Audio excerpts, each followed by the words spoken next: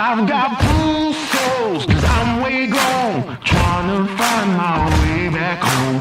Count my bones as in desert crumbs spoon. I'm gonna turn all of my stones. Rock bottom make a man and some pressure make a gemstone. Try to put $1 to my name like Creflo. Niger boy, late to the game, it's in the blood flow. When I'm from the south, it's thick skin and tough bone. Big attitude through big lips with gusto. Trust no kings, that's why they tried to crush souls. But it's IGBO. When the dust blow, this old head be standing there. No silver, just gold. Crack no books on the hustle. I was born to grind. Yo, scared of your potential. I'm adorned with mine. 30 times around the sun, man. Of course I shine. My legacy will not dwarf with time. And in my daughter's eyes, it's basic. I must not say quit. Every day sees a present like a Rob St. Nick. Walk a fine line between tenacious and patient. I can't slip. I'm fighting clocks and they can't win. I've got bruised souls, cause I'm way gone, trying to find my way back home. Count my wounds as in desert crumbs flow. I'm gonna turn all of my stones. I've got bruised souls, cause I'm way gone, trying to find my way back home. Who that soldier in the mirror? Oh, oh. I'm gonna turn all of my stones.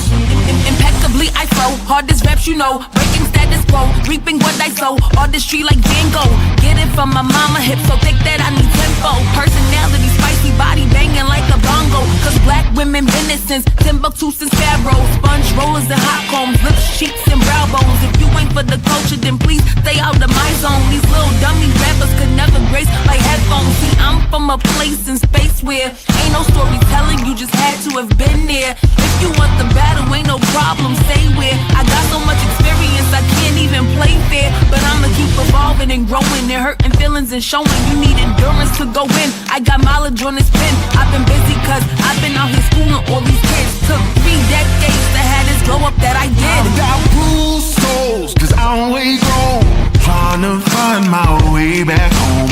Count my bones as in desert crumbs flow. I'm gonna turn all of my stones. I've got bruised souls, cause I'm way gone, trying to find my way back home. Who that soldier in the mirror? Oh, oh. I'm gonna turn all of my stones. Turn all of my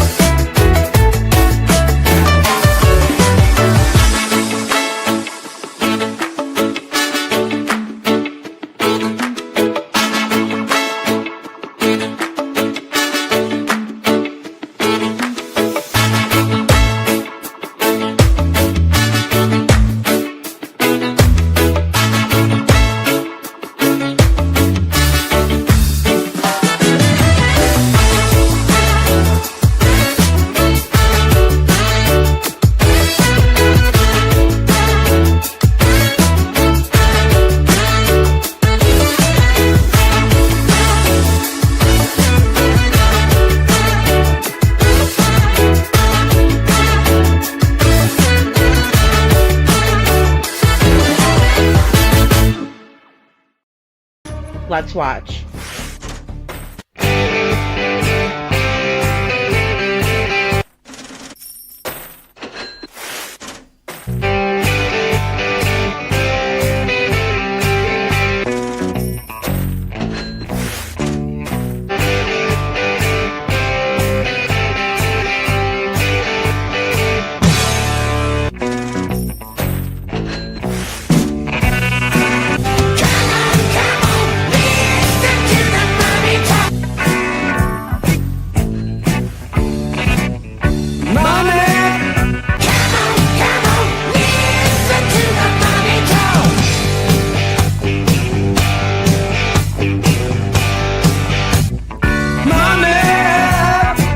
Don't get me back to good, good bullshit.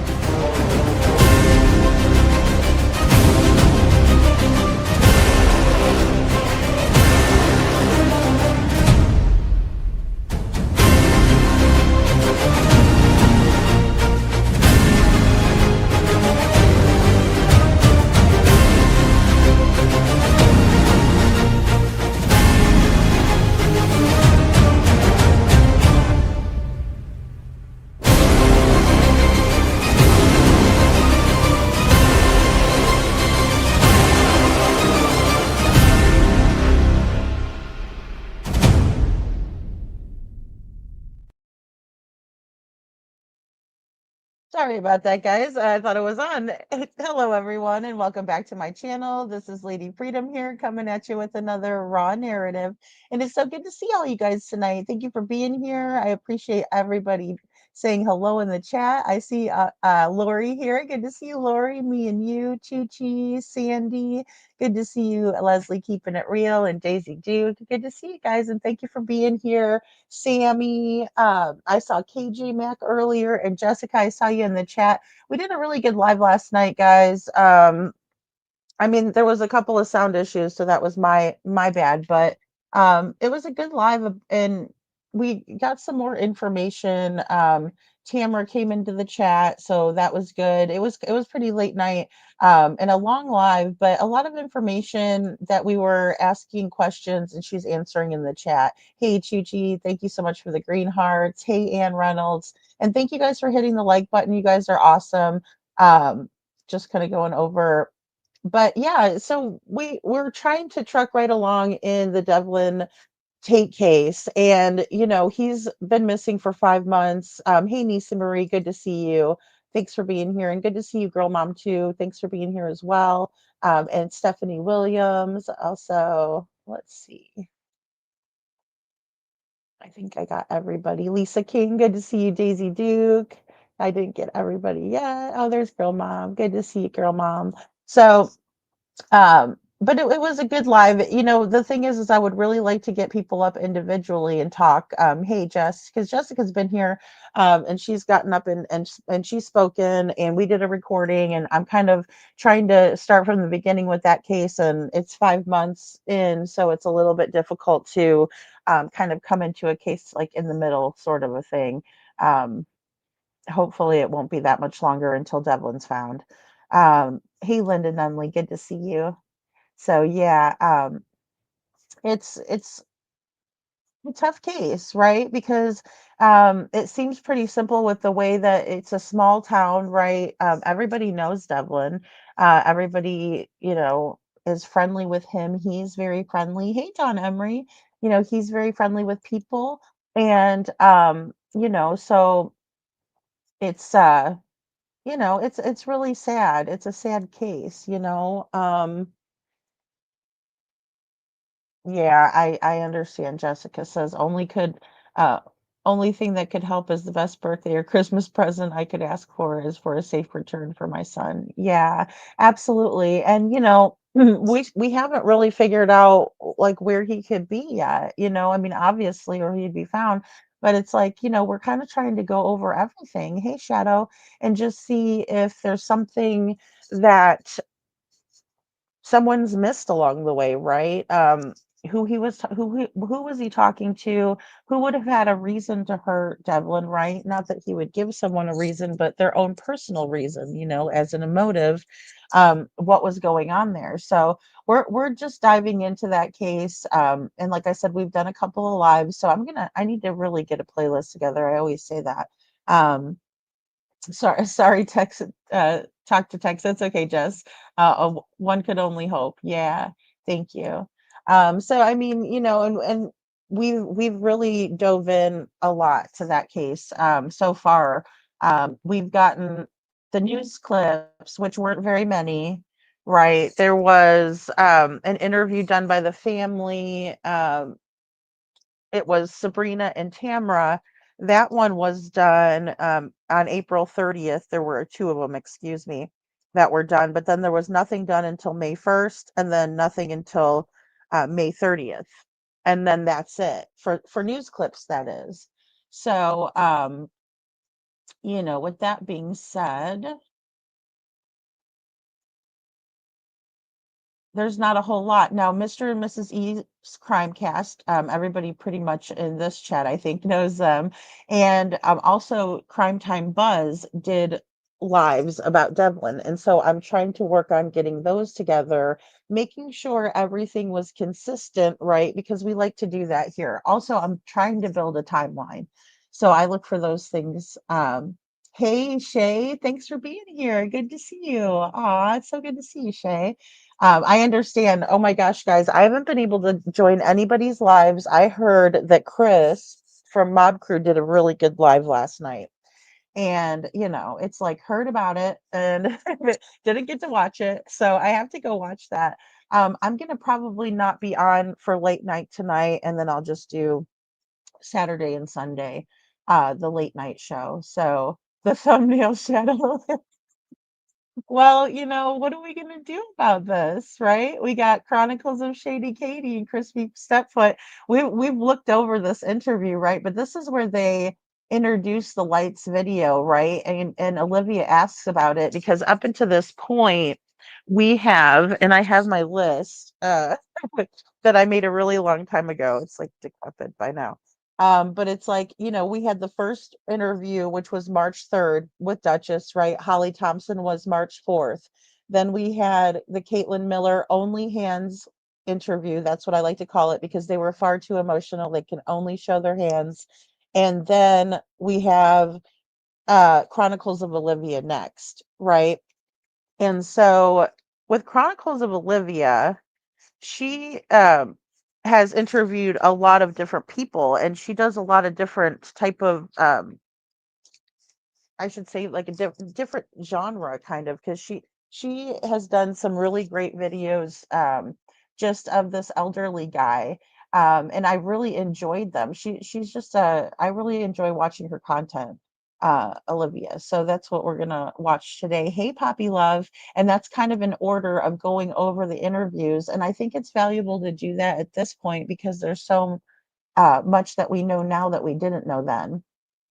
Right. So I made videos of this. Let's see here. Oh, Momming It Up is live. I didn't know Momming It Up was live. Sorry. I just saw that there. See, and I love Momming It Up too, you guys. Momming It Up is great. Let me take a look and see. I need to look through. I'm sorry, I'm not as prepared as I usually am. Um, but I knew that I had made this video. So I used to do the interviews with Chris and Katie Proudfoot when they would do a lot of interviews, or back when they were interviewing a lot, because they did a lot of interviews. So did Seth. But I first want to focus on kind of what was going on, and I like to bring in Seth when we see some inconsistencies. So at this point, Seth was basically coming out and just saying, I want to find my son. I want to find my son. Nobody was really talking badly about each other at that point. Everybody was pretty put together because they had made a pact, right? With that being said, they made this pact and they decide that they are going to um,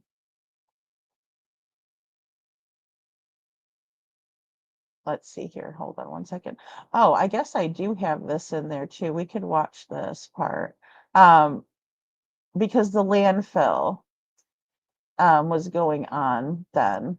So give me a second here. I was going to play it right from the Chronicles of Olivia um, interview, but I forgot that I had also put some news clips in of Sebastian's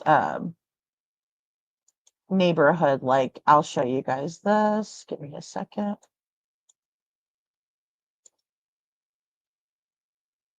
And like I said, these are older videos, guys, that I made when I first started. So, bear with me on the older video or, and some of the things that I thought back then, maybe I don't still think that, which is interesting to go back and watch. So I enjoy kind of a little bit of a throwback, I guess. So this is the dumpster next to Chris and Katie Proudfoot's residents. So they have or excuse me, their subdivision rather. So this is a new build subdivision, and then on the other side of it is Sebastian subdivision, which is Victoria Place. And let me go ahead and we'll just play this out because I know I got a news clip coming here. Okay, here we go. So let me get the sound back on. High and low, even in a Kentucky landfill, for clues that can help bring Sebastian Rogers home. We're going on now 2 weeks and still no sighting of 15-year-old Sebastian Rogers. The Sumner County Sheriff's Office is asking everyone in the area near Beach High School to meticulously review footage from security and trail cameras. They want you to really focus on the time frame from the afternoon of Sunday, February 25th through that Monday morning. Even the smallest detail could be the key to locating Sebastian. Yesterday, we had Sky 5 flying over a landfill in Kentucky as investigators with the Sumner County Sheriff's Office searched for any clues. This is where trash from the missing teen's neighborhood went. Officials say the search was a precautionary measure to eliminate possible options and questions. But today, officials say no leads or evidence pertaining to Sebastian's whereabouts were found during the search. Okay, guys, and this is like right about the time that they were doing the Only Hands interview, because Caitlin Miller does ask about this and ask the Proud Feet about whether they were searching the landfill, what they thought about it, that sort of thing. And they had confirmed that they were searching the landfill, and you know that they were not emotional at that point. And I think that if you're going to be emotional at any point, it would be thinking about the police searching in the landfill, right? Because that's a very scary thought. Very scary thought. So either way, this is March 10th. This is despite the extensive search conducted by trained personnel, including the use of canines.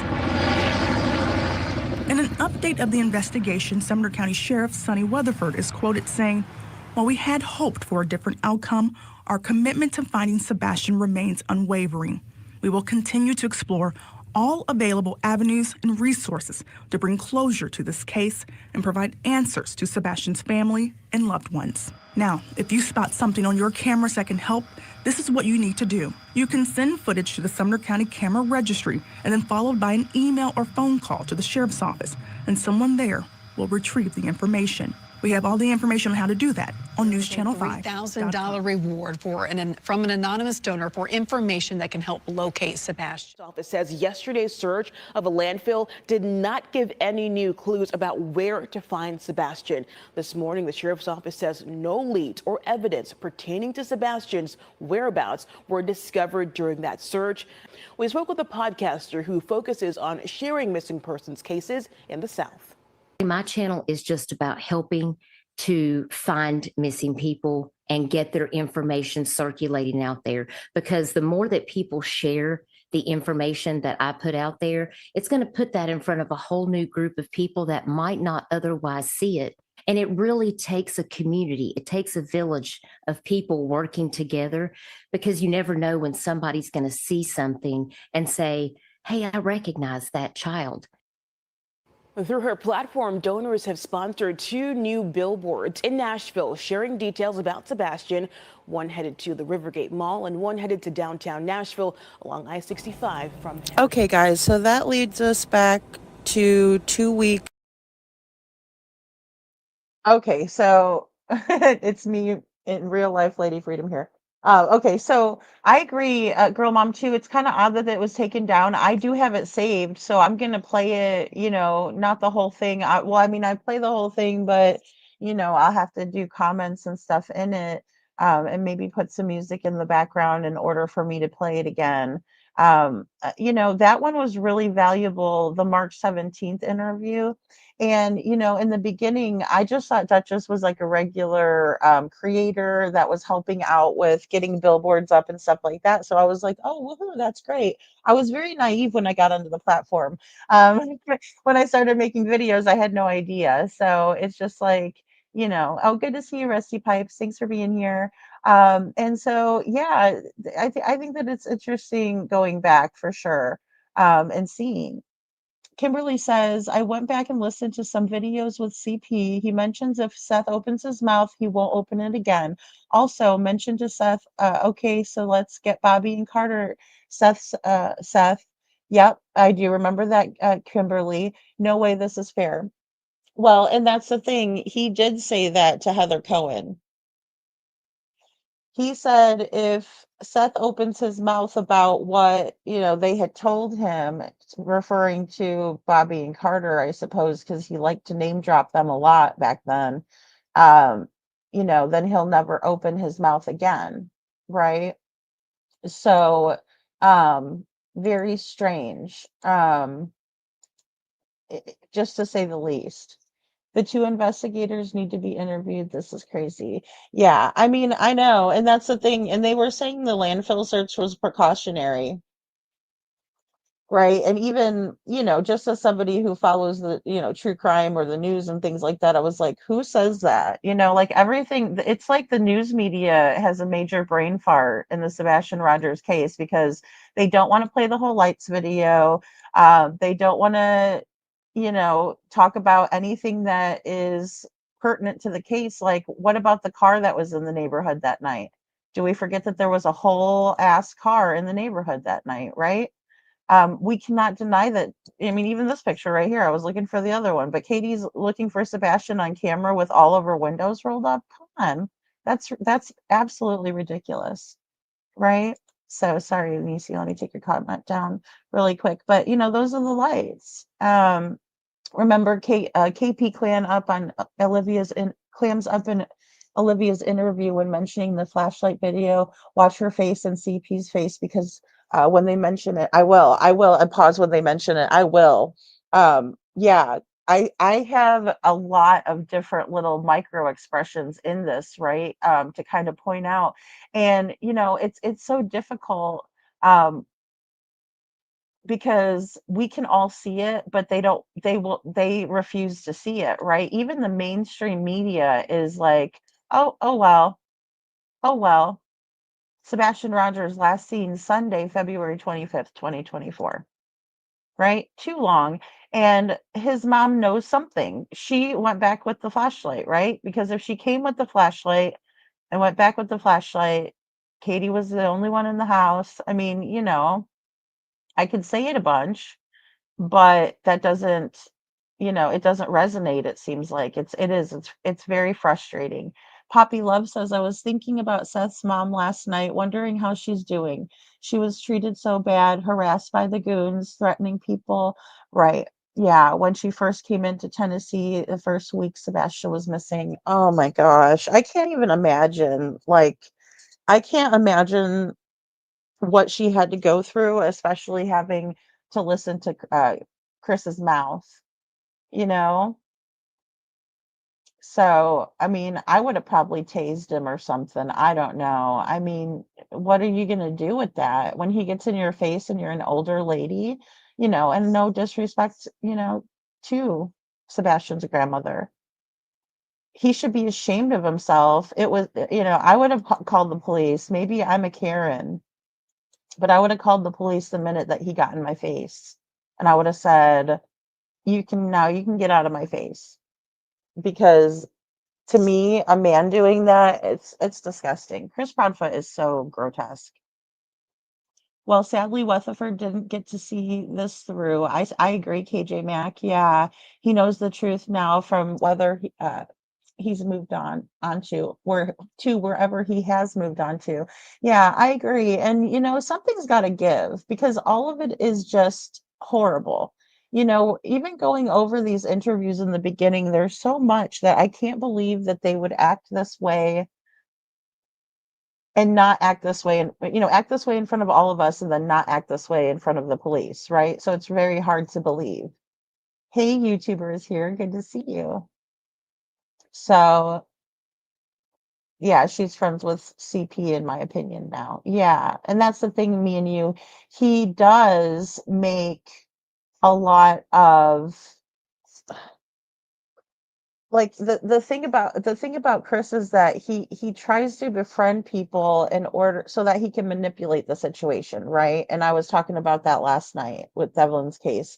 You can kind of tell when people are being manipulative towards you. Some people are really good at it and you can't really catch on quickly, but you ultimately do. But other people, it's like they're not good at it and you can see it coming from a mile away, because even like Chris will be like, "Oh, thanks for praying for us." You know what? I'm praying for you too. Like, no, no. And then he'll get on and do something like he, was talking so horribly about another creator, BJ, on the platform. I'll just call her BJ. But you guys know who I'm talking about probably. And, what he had said, um, on, of course, it was Cluminati's platform, um, was horrible. Right? I mean, she didn't deserve that, So, um, thanks, girl mom, too. She didn't deserve that. Um, Good to see you, Kiki. Thanks for being here. Thanks for being here, and all the green hearts, prayer hands. Thanks, guys. Yeah, so it's all wrong, right? Gross is an understatement about Edgar. I know we need like a really, really bad word, right? Putrid, maybe? Putrid would work, maybe. Lyndon Nunley says CP and KP knows and Ellie is covering for them and their family, in my opinion. Yeah, I mean, and the thing is that they've lied to us about the lights video several times. So, we know that Bobby the neighbor has come out, talked about it, right? Talked about how she thinks that someone was being carried, how that she thinks that she saw somebody being carried. Um, yeah, it's there's a lot to it, right? There is. I'm just gonna skip over this commentary, guys, so because I think this was the timeline that I created long ago. Details of the case so far. Sebastian goes missing between the hours of 9 p.m. And 6 a.m., right? Because she put him to bed at 9, 6 a.m. She goes to wake him up. He's not there. So that's kind of our timeline in the beginning when I was still new. So 2:25 from his own bed, right? Wearing a long sleeve black shirt with a picture on the front, because remember, we never could get a straight answer about that. And then Chris was trying to come in and say, oh, there was some kind of graphic. It was either Halloween, it was Minecraft, or Star Wars. And it's like, well, how would you know? You were in Memphis, weren't you, or whatever? Um, so then he was wearing the black track pants, right, with the white stripes on the side. We had to change that a billion times because first it was just a sweatsuit. And then he had his black frame glasses, no shoes, right? Bull crap there, and possibly just socks because I didn't know if he was wearing socks or if he went barefoot. His mom said he brought a keychain flashlight from the house. Apparently, one is missing too. And that's what I said back then. And that's pretty much, I guess, it, except for we did learn that it was a yellow flashlight. So once we learned it was a yellow flashlight, I was like, okay, I've never heard that before. And that was just recently in the TBI release. So and then I did like a what we know so far. 6 a.m. 2:26. Katie goes to her son's room to wake him up for school. He's not there. Katie looks around the house for him, but she can't find him anywhere. She decides to call her husband, who is working out of town a few hours away. And then uh, he reports Sebastian right through the three-way call. We're going to get into that here on Chronicles of Olivia. And here we go with this. I think we're about to that spot. Although he doesn't like to be dirty, it's kind of funny because he also doesn't have awareness, because if you look, he's got chocolate milk on his face because he didn't wipe it off at breakfast. It's funny like that. Okay, guys, so I had to make Katie a little distorted there because Olivia had used some copyrighted music, so that's why it kind of sounds a little bit, weird. But this is the picture that, in my opinion, haunts. Sebastian looks haunted in this picture, in my opinion.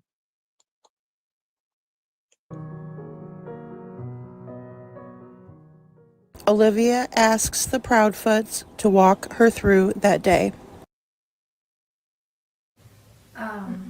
Sunday, the day before he went missing, we got up and, fun fact, I made breakfast that morning. Okay, fun fact, we made breakfast that morning, right? And I put, Kristen Wiig in there. Most of my expressions or what I'm thinking is represented in the memes, of course. But right there, Katie was being, we call it snarky. She's kind of giving out the snark, right? Like, yeah, we made breakfast that morning, But again, you guys got to remember that Katie is crafting out everything she's saying by everything that she's listening to online, right? And that is what guilty people do, right? They used to have to go buy a newspaper. Now they can sit on the toilet, and thumb through on their phone. We had a good time. We were laughing, we were joking. He talked to family on the phone during breakfast to brag.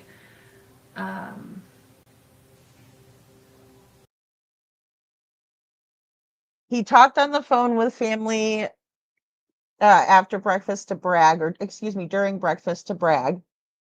So that was always a weird statement. And I think even Katie, when it came out of her mouth, it was like weird because look at her. She stops and she just like staring, right? And she's not staring down because she told Nancy Grace that she was staring at her son's picture. That's why she's not emotional. No, she's not staring down. She's staring off this way. And he's staring over God only knows where. God only knows what goes on in this one's head. We're just focused on Katie for the moment. We went and picked up our niece. Yeah, I got a call. Okay, so I pointed out that there was a little bit of a tap or something. Here, we'll watch it again.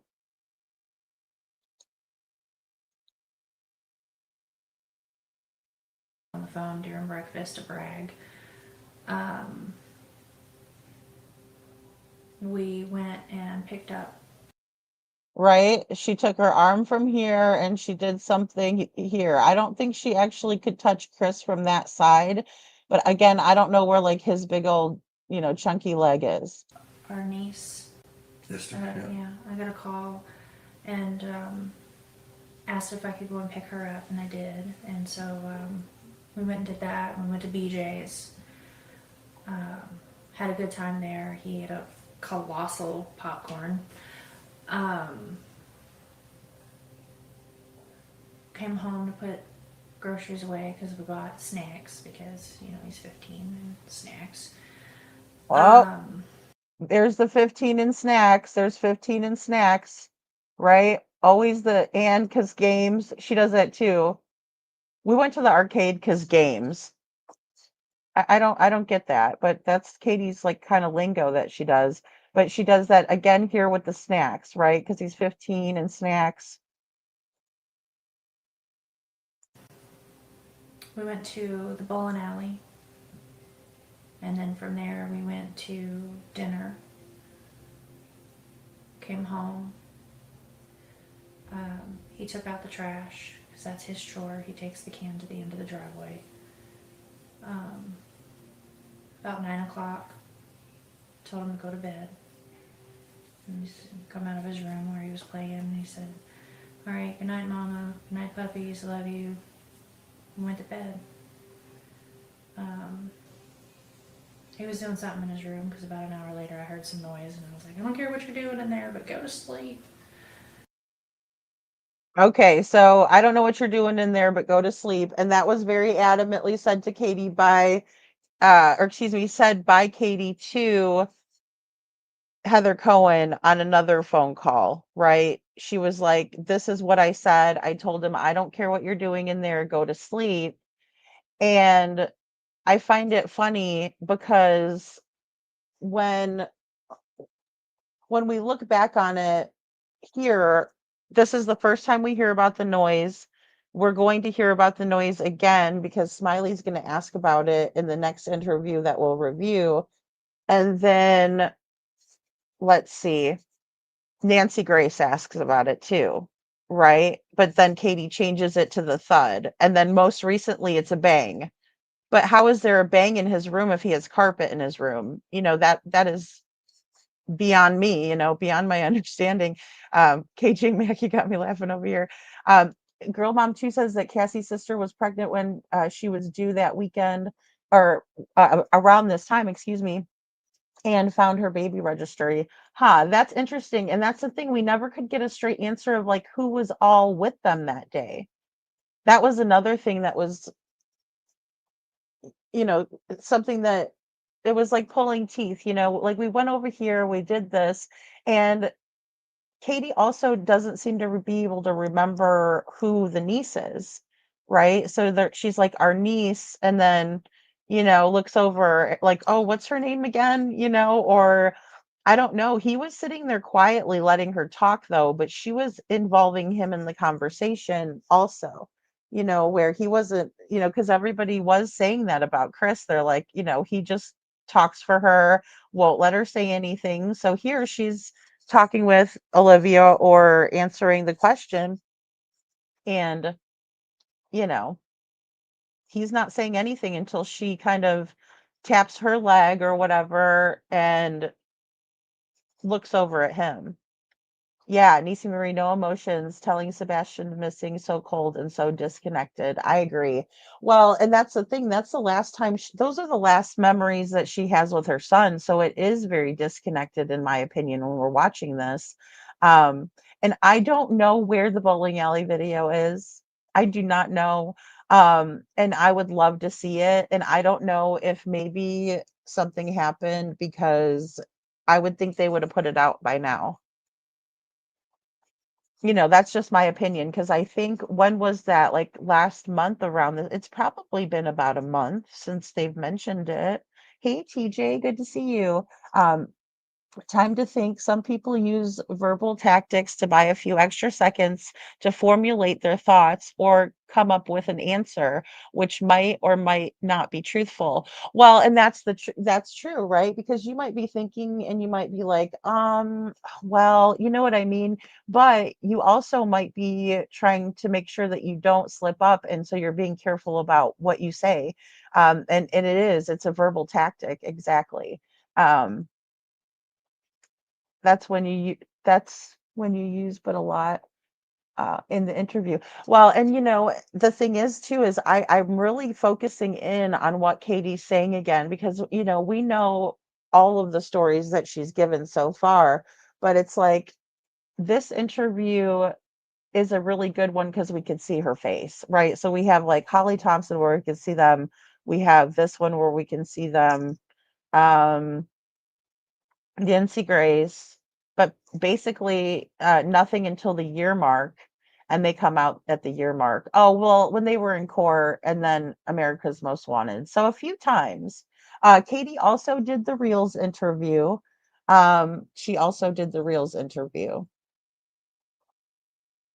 So I was going to show that one today because I don't have it on my list, but I do have the date in it. And it was early on that she went ahead and did Reels by herself, no Chris Proudfoot. And she was wearing a Sebastian t-shirt. Hey, Tina girl. Hey, Valley Gal. Good to see you. I love to see the timestamped video of the bowling alley. Yeah, me too. Yeah. It's interesting if that's off when they went. Well, and I'm wondering too, like when did they arrive at the bowling alley? When did they leave? If it was only 10 minutes, where did, what did they do afterwards? Did they go straight to the Roadhouse or was it too early and then they did something else? Right? Because Katie always said they stayed and played games instead of bowling, and that's a lie. Is the toy crane in the interview as well? Yes, it is. It is. It's being hidden right now by this meme. By the meme. I guess that's Happy Gilmore and the mean nurse that was mean to the granny. Hey, women's warrior, good to see you. And Happy would go visit, and then he would be nice to his face, but when he'd turn his back, that he'd be mean. That's kind of how I think of these guys. It's like they want us to believe that they're good people, but they're not. And it's frustrating. Yes, it's a toy in front of them. Yeah, and the camera pans out. And they also had the crane in the America's Most Wanted as well. Do I have an overlay of that? I think I just have the background. Um, but I'll show it to you guys later because yeah, I can put that up as the background. Um, and just show you guys. So, thanks. Wait, what? You have a wonderful and blessed weekend as well. Thank you so much for being here. Um, Nisi says, Kiki, I figured out why KP got upset about the Texas Roadhouse video is because the timestamp on it as well. Nancy Grace interview was 3:25:24. At the Texas Roadhouse video wasn't released yet, and she got home around 9 p.m. allegedly. See, I know we're still going to go over that too, Nisi Marie. We still will go over that interview. Um, and I pieced it up in a bunch of different ones, and a lot of the things she was telling Nancy Grace was not adding up to what she was telling, these in the last interviews. I mean, she did so many. It shows up as he won't come home that night because he was not there. Hey, Susie Gale. Yeah, and I mean, I don't know. I don't know if he made it home that night. I think he did, just because if I think that he didn't make it home, then I don't believe in the flashlight or the car in the neighborhood. So I can't have both theories, right? Both theories don't work together. They're only independent theories, if that makes sense. Because I mean, if I look at it like that, I mean, they made it home. And my thing too is, why would the proud feet want to draw attention to their house when they never wanted attention drawn to it to begin with, right? Like, they said that Sebastian went missing in the area of Stafford Court. It says that on his missing flyer. To this day, it says that. And they don't want their address out there. They don't want their home being looked at, and there's a reason why. It's because everything happened at the house that night, with him being taken in the car. That was the only activity in the area that night that could have happened. And when you have the flashlight video too on top of that, and someone coming from the house and going, there's no way that they would do. um Thanks for being here, TJ.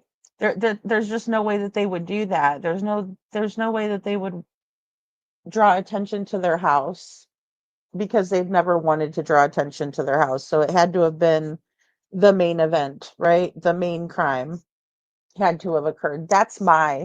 Um that's my take on things, right? That's the way that I look at it.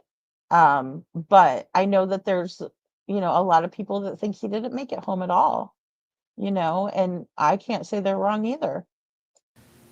And about midnight, I got up and I went to bed. And 6 o'clock, I went to wake him up for school Monday morning. And that's when he wasn't here. You see that with Chris? That's when he wasn't here and he looks over at Olivia to see if she's buying it. Watch.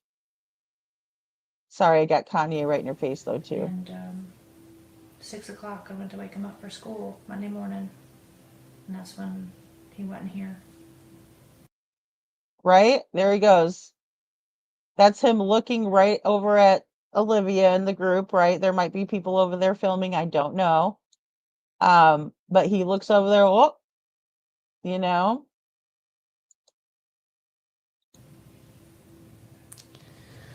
What was going through your mind at that point? Like, what were the feelings that you were feeling? To censor myself, holy freaking crap, this can't be happening. Where is my kid? Choice words were used. This has never ever come into play. Very odd. Like, where the F is he? I had looked through the house for him because it was typical for him to get up and come and rummage for snacks and things like that. And he likes to rummage for snacks she makes him sound like a homeless person in his own home. He rummages? That's weird. to dip behind the walls and watch, and then he comes out after I come back and he likes to scare me. But after I look. Okay, and then I also want you guys to pay attention to Katie's hand gestures now. After I looked, and she puts her hands together, right? It's like she's recalling a script, in my opinion. Behind the walls and watch, and then he comes out after I come back and he likes to scare me. But after I looked, and I mean, mind you, all of this took place in like 1 minute flat. But I didn't see him in his room. I looked all over. I ran through the whole house. I looked out all the doors and windows, and I was like hollering his name. And I picked up the phone and I called my husband and I said, I can't find him. And he said, what do you mean? I said, he's not in this effing house. I can't find our son. And I jumped in my car and I drove around the neighborhood and I drove over by the school, and he's already at this point I was like, Okay, guys. Right? And then look at her hand gesture. And now she's saying at this point, I was hysterical, right? Because Pat Brown already busted her ass out the first time about this whole statement here, and about how she had said that she was in sheer panic the moment she realized that Sebastian wasn't in his bed, right? And Pat Brown was like, well, that's a lot of, panic right off the bat. Wouldn't you be like, okay, he's not in bed. Hey, Sebastian, look in the bathroom. Hey, Sebastian, look through the house, right? And call his name out, but you wouldn't just have sheer panic, you know? And so she changed it here. And this is what she changed it to, right? At that point, I started panicking, and she's going to say she called her husband. I looked out all the doors and windows and I was like hollering his name. And I picked up the phone and I called my husband and I said, I can't find him. And he said, what do you mean? I said, he's not in this effing house. I can't find our son. And I jumped in my car and I drove around the neighborhood and I drove over by the school, and he's already at this point I was like hysterical and I was crying and I was screaming. And he was like, three-wayed. He three-wayed law enforcement and was Okay, so Katie has been using her hands a lot in this interview, right? And the other one, she's shaking, she's, rocking back and forth. And this one, she is just, using her hands like she does in the Texas Roadhouse video when she's talking to Sebastian. she is someone who uses her hands when she talks, and we're starting to see her real self now, right? But she doesn't let us see it very often. And she's very animated. Katie is very animated. She gets so animated that I was able to make this thumbnail. If she wasn't so animated, I could never make this thumbnail. Like, see, hold on, let me get my big head off. Like, there you go. Look at that. That's Katie. I didn't make that up. That is not AI. That's her from the news interview. Okay. Okay. And yeah, Chris looks like he's shitting himself. He looks even worse when Nancy Grace gets a hold of him. He does. He looks like he's you know, about to become one with himself. The turd. Turd meets turd. But it's like, yeah, that's Katie. She's doing the green tea right there, and I just added the flashlights to her. Good golly, Miss Molly. Okay, here we go. I looked out all the doors and windows and I was like hollering his name, and I picked up the phone and I called my husband and I said, I can't find him. And he said, what do you mean? I said, he's not in this effing house. I can't find our son. And I jumped in my car and I drove around the neighborhood and I drove over by the school, and he's already at this point I was like hysterical and I was crying, I was screaming, and he was like, three-wayed. He three-wayed law enforcement and was telling them like our son is missing and we don't know what's going on, and he was like, go back to the house, they're on their. Okay, so she was on a three-way, right? And she even dialed it out onto the table, a three-way call. But if you were on the three-way, then that means that you can hear what's going on in the call, Katie. So why did your husband have to tell you to go back to the house? So that right there is bullcrap. She said she was muted, right? Because she didn't want her voice on the recording. Why? The whole thing stinks. Way, and I ran back, drove back to the house, and 20 days later, we haven't found him. Yeah, I can't even imagine how stressful that is. And also, like when we were driving up here, like this neighborhood is so pretty and nice. And do you think, has he ever like walked away before, or like has that ever happened? It's just no, first time. He's not a child that wanders.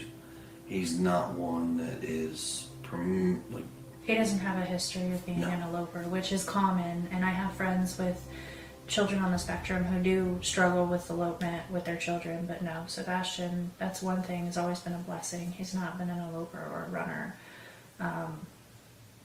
His primary areas are like social and emotional dysregulation issues and things like that. But he's very smart. He's functional. Overall, he's a pretty happy kid. I mean, he's a teenager. He's coming into his hormones. He's angry that he's growing a mustache, but for the most part, he's a happy kid.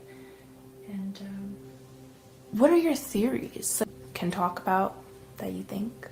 What I can tell you is, with all law enforcement, with everybody that's involved, there's nothing that's been eliminated. Everything is on the table. Everything is being looked at from every possible aspect. Everything from he got out and walked away and was outside of the search radius before we started searching to. All right. So guys, when I look at Chris, all I did was type in guilty and it put up that little boy. I'll show you him.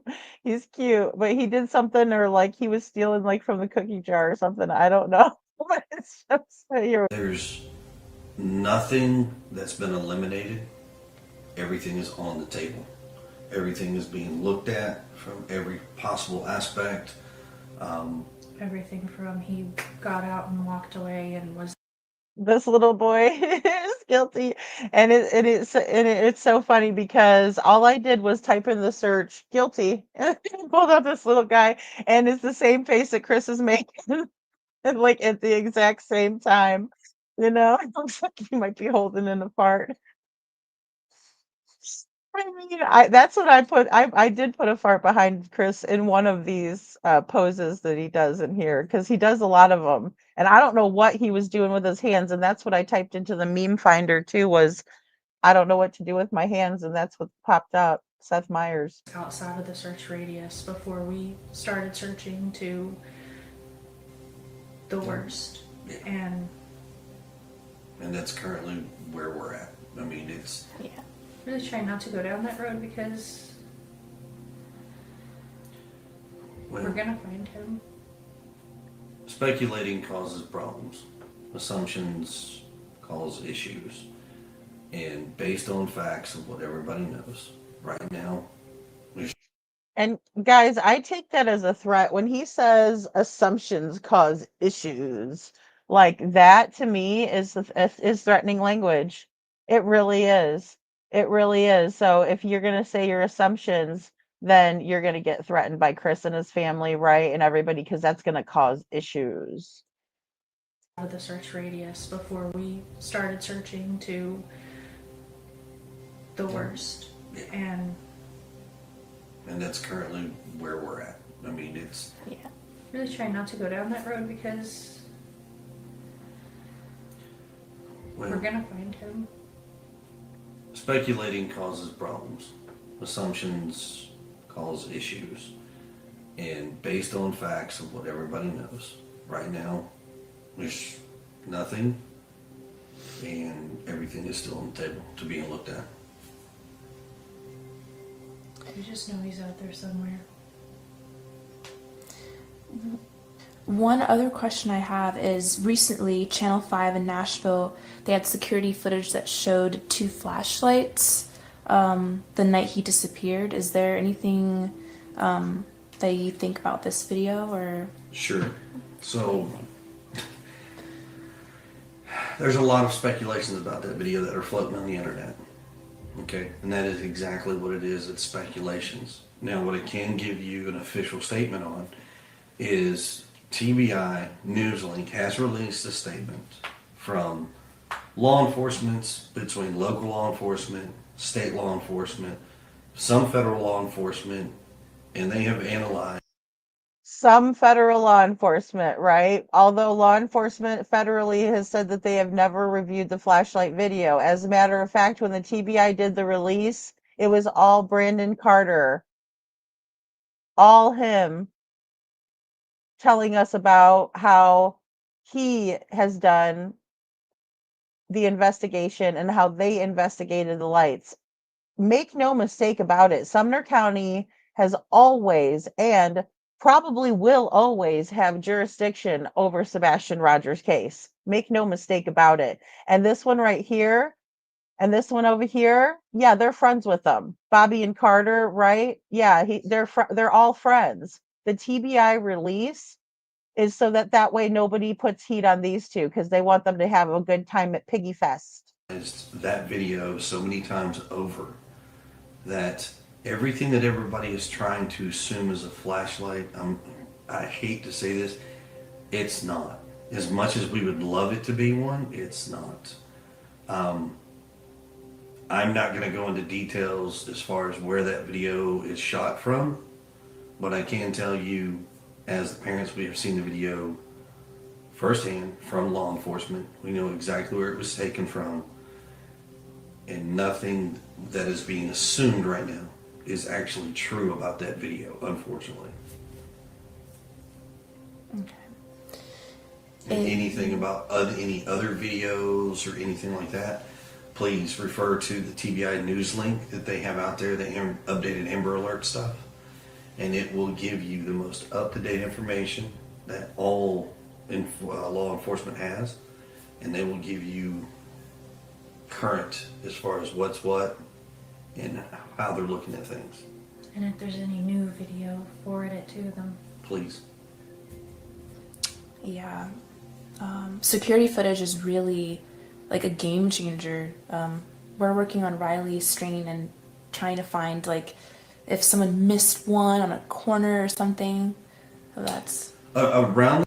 Okay, guys. So this really was a point of contention for me in the back back then. Like I just had a trigger because it was like they're talking about Riley Strain. We literally watched Riley Strain. Now, it did take a little while for us to get the video, right? And for them to release it, but the public pressure was on and they released the video of Riley and he was leaving the bar, right? But he was being escorted out because he got in trouble, right? So he was a little too drunk, a little too, mouthy, whatever had happened at the bar, right? And then he leaves the bar and he starts walking. And really, in my opinion, I think that he was walking in the wrong direction of the hotel, thinking that the hotel was another building on the other side that had the same name because the hotel that the group was staying at, the fraternity group was staying at, had it was a new hotel, brand new, and there was another business down the road that would have taken him up by the river. And I think he was just too drunk and he was obviously running. He fell really, really hard. We saw that, guys. Like we saw him running, running, running, and then boom, he hits that like a concrete pillar thing, so that way people will not drive in a certain way, on a certain direction. And he ran and he hit that as hard as he could, running full speed. Riley Strain was 6'5", something like that. He was a really tall kid, and it's just so sad, Riley's case. But here's Chris Proudfoot and Katie Proudfoot, and they sit up here with straight faces and talk about another child who is going to be found in the river, right? And it's absolutely mind-boggling that they can sit up here and with a straight face, because if Sebastian would have left out his house, he would have been on camera. And then they're saying that the only camera footage that we have is not any type of evidence saying where Sebastian went or how he could have just gotten out of the house, right? So yeah, he went in the opposite direction, and I think he did that, like, I think he might have been following a GPS or something, but I also think that maybe one of the I also think that they might have been pranking him, and that's another theory that I have, because there were 2 people that were on the, I mean, there was a bunch of people out that night, right? It's downtown Nashville, but there was 2 people that had said that Riley was talking to someone on the phone and they were telling him to go towards the river. So I still look at the fraternity boys on that. I'm so glad that my daughter had to work and didn't have time to do the sorority because she was going to, and she didn't end up doing it. And plus, I'm not the richest person. So I'm glad she didn't, because it was like, well, I have to work and, I can't really afford to do all the events and stuff. And I'm like, well, maybe it's just not meant to be. And it wasn't. My daughter graduated at the same time Riley did in May, or was supposed to graduate, and Riley didn't. And it's such a sore subject for me. And seeing these 2 clowns, ass clowns, up here talking all this crap. We watched Riley, we watched him, and the last place we saw him go to was the river. And the last place that he ended up was the river. Case closed, it all makes sense. What doesn't make sense is Chris and Katie Proudfoot up here saying that the only footage in the neighborhood of someone leaving the house, their house, oh, that has nothing to do with Sebastian. And in my opinion, that's completely wrong. And that's exactly why they don't want us looking at it. And they haven't wanted us looking at it from the very beginning. Right? What about this car in the neighborhood? Nobody talks about it. Nobody talks about it. So this is all, in my opinion, a crack of crap, because if Sebastian would have walked out on his own, we would have saw him on camera. Yeah. Security footage is really like a game changer. We're working on Riley Strain and trying to find, like, if someone missed one on a corner or something. So that's around this neighborhood, and this whole community. I mean, I can tell you that much here. When it comes to the cameras, there has not been one person that has said no. And trust me, it is greatly felt that everybody has been so open, so helpful in pushing out any which way they can. I mean, there's been some families that have actually been on vacation that weren't home, and they got they got permission from that family to take a look at their cameras and go in their houses without them even being present, which has been amazing. So, but yeah. That's good. If there was something that you could say to Sebastian if he was listening, what would you say? Oh God. That if you can see this or hear this, that we just want you home, baby, and we love you. And there ain't nothing gonna stop us from coming and getting you and bringing you home.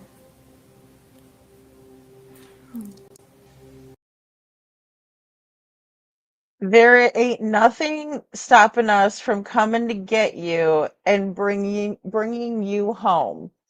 And I agree, Lori, they're both full of it, just full of it. And what does she mean by that statement? If you knew where he was, then you could just go get him. But you said there's nothing stopping us from coming to get you. It's a very odd statement, and she's never said anything like that before. And I think she looks down because she knows she's a horrible liar.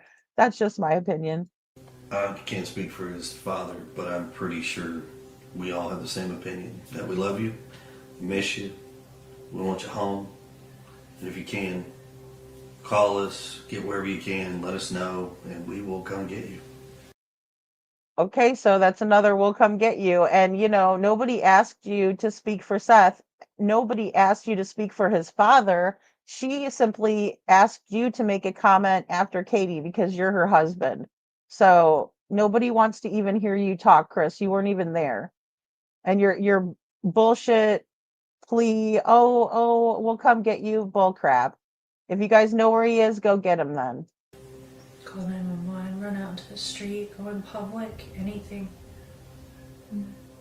The signs that we've been blessed to have family, friends, and even some in the community that have been helping us, but we've been out spreading those as far as we can, even over state lines, trying to get awareness because,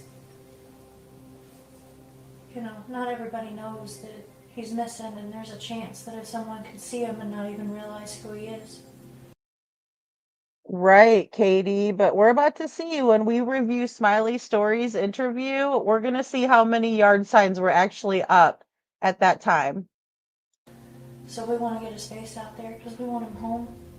Surprisingly, even locally, there are some folks that don't even know what's going on, and it's kind of like a shocker. Like, how do you not know? It is amazing because in the past couple of weeks, Well, guess what, Chris? It's not going to be a shocker to you anymore because people are going to know. People are going to know. There's going to be thousands of people at Pigfest, and everybody's going to know that your stepson's still missing and that he went missing from your guys' house. you've got two cases. A 15-year-old boy that has vanished without a trace. You've got a 22-year-old, 6'4" or 7" college kid from Missouri who has vanished without a trace. Like, that's a huge significance here. That it's like, wow, how?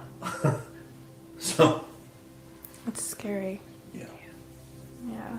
And unfortunately, the college kid is from Missouri, I think. Yeah, Missouri. I can only imagine what his family's going through. It's like your worst nightmare come alive. Do you guys receive? Now that was really strange right there, guys. Look, Sebastian's so cute.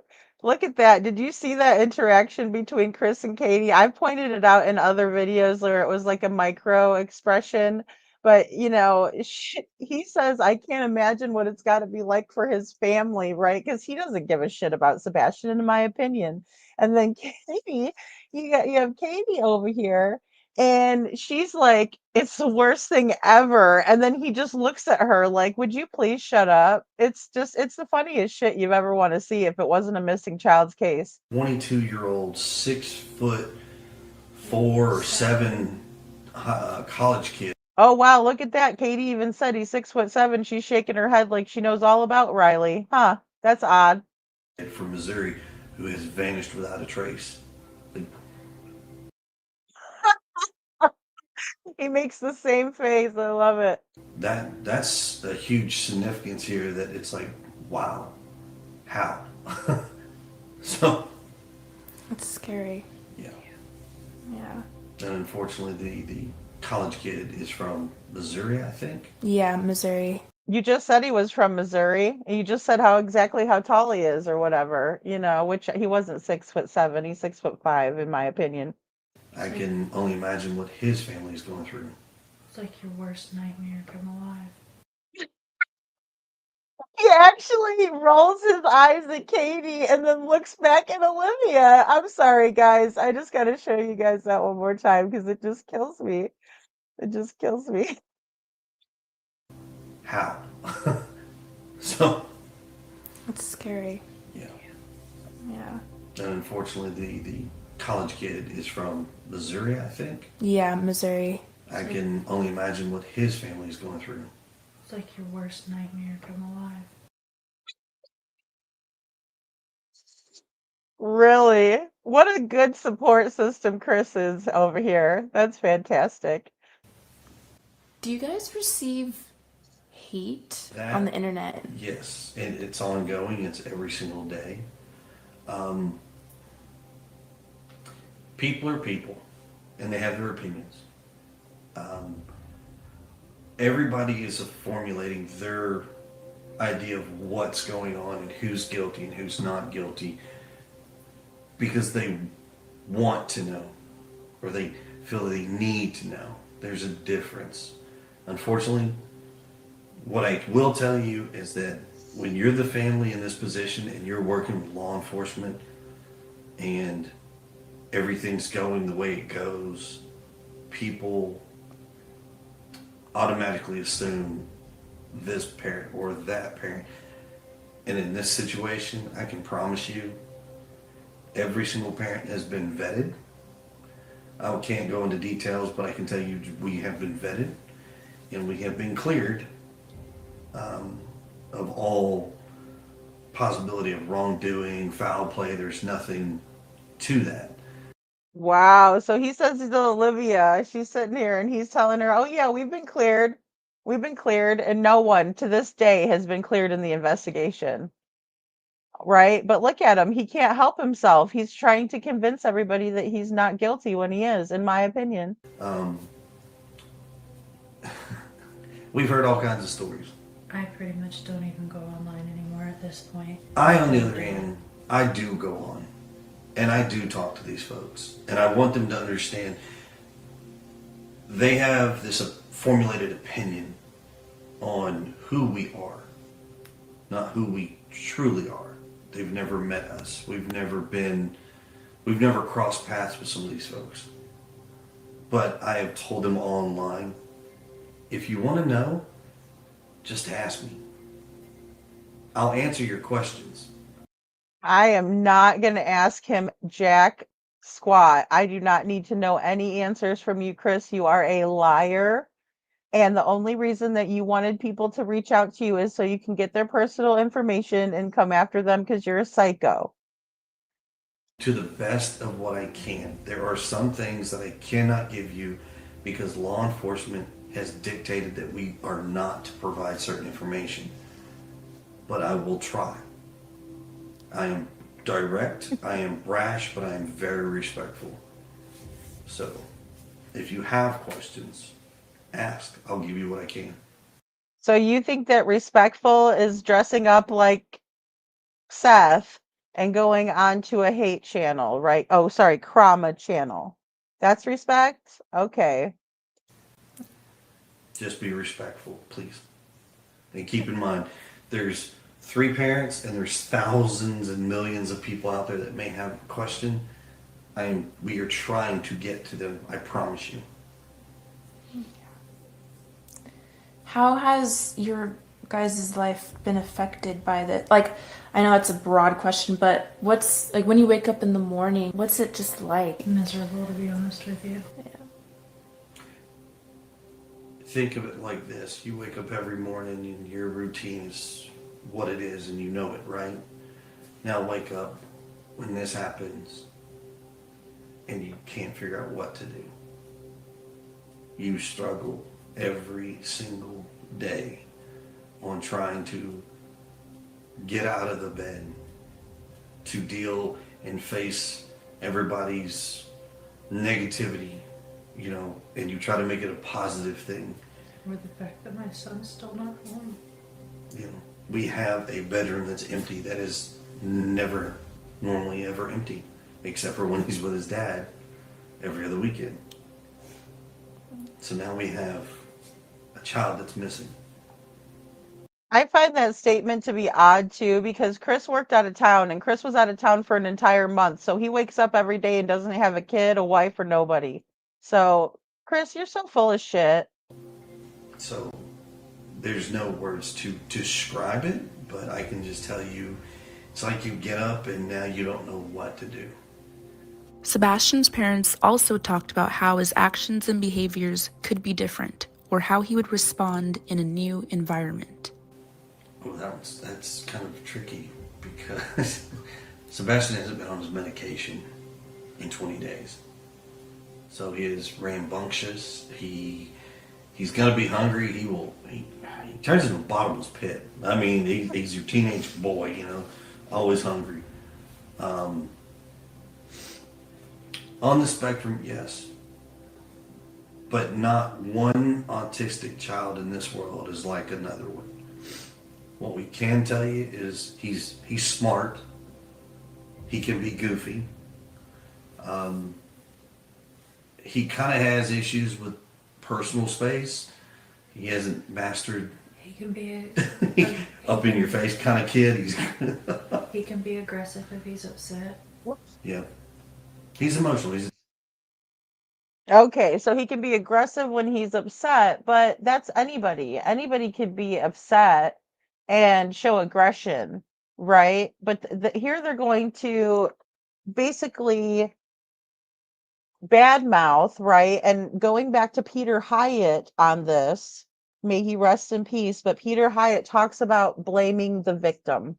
And this is exactly a great example of that. And also mocking Sebastian and his difficulties with social and emotional dysregulation issues. Teenager, he doesn't like punch and hit and throw, but he gets really like aggressive stance or like clipped where he just won't talk to you, or you know, if he's really upset he like growls. Right, because if somebody's upset and they won't talk to you, that's not aggression. Actually, that's the opposite, right? That's being passive, right? That's saying I'm not talking to you because I'm upset with you, and if I say something that I'm thinking right now, it might hurt your feelings. So I'm going to refrain from doing that. And that's probably what Sebastian was doing, which in my opinion is a smart strategy, especially because he probably could get in trouble for having a smart mouth, right, at you, you being his parents, right? Talking about Sebastian growling then. So it wasn't bad enough, and you lied on him and said he was aggressive by giving you the silent treatment, and now you're saying he growls. It's just absolutely gross. And look at them. It's funny to Chris. He remembers back teasing him, right? He remembers back when his sister Melissa would tease Sebastian, and Sebastian would say, Aunt Melissa, stop. Aunt Melissa, stop it. It's my birthday. Be aggressive if he's upset. Yeah. He's emotional. He's a teenager. He doesn't like punch and hit and throw, but he gets really like aggressive stance or like clipped where he just won't talk to you, or you know, if he's really upset he like growls. Yeah, man. Share, look, be vigilant. You know, we don't expect everybody to stop what they do and spend every waking minute. But you would be surprised on how easily people are complacent and not realize certain things. We're all guilty because we're all human. We all live a daily life. But sometimes just being a little bit extra vigilant, Aware of your surroundings in case there's something suspicious. you never know.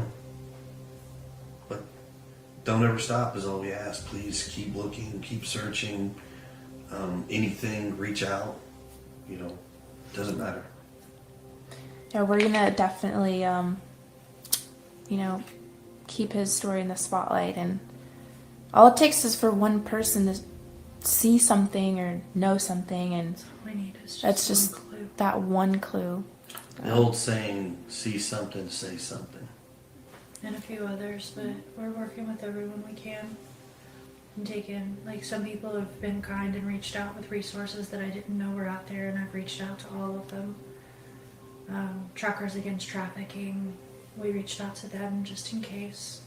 Biker world, that's one thing everybody has in common is their love for a child, and they can't stand to see children missing, hurt, and it doesn't matter who it is.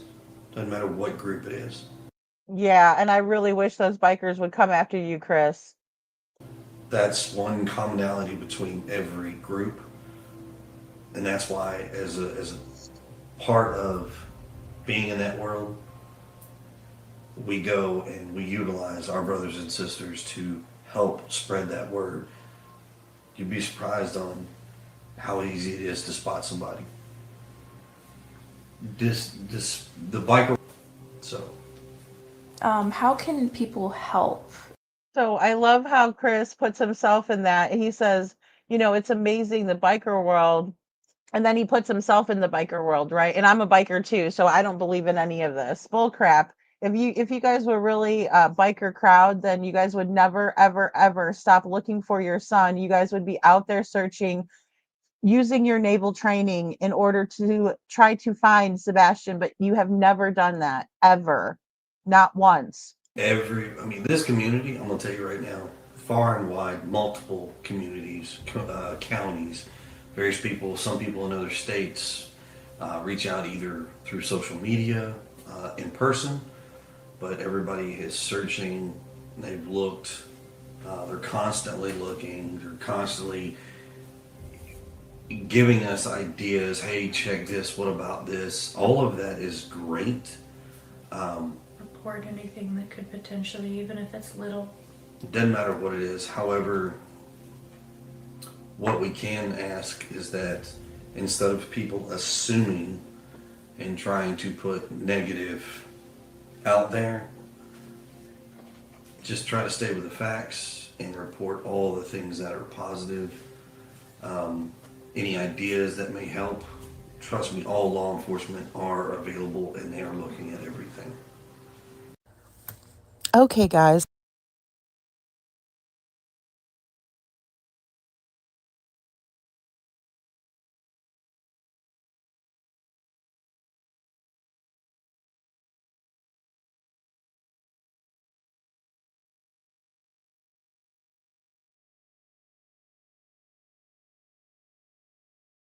Oh, okay. Sorry, guys.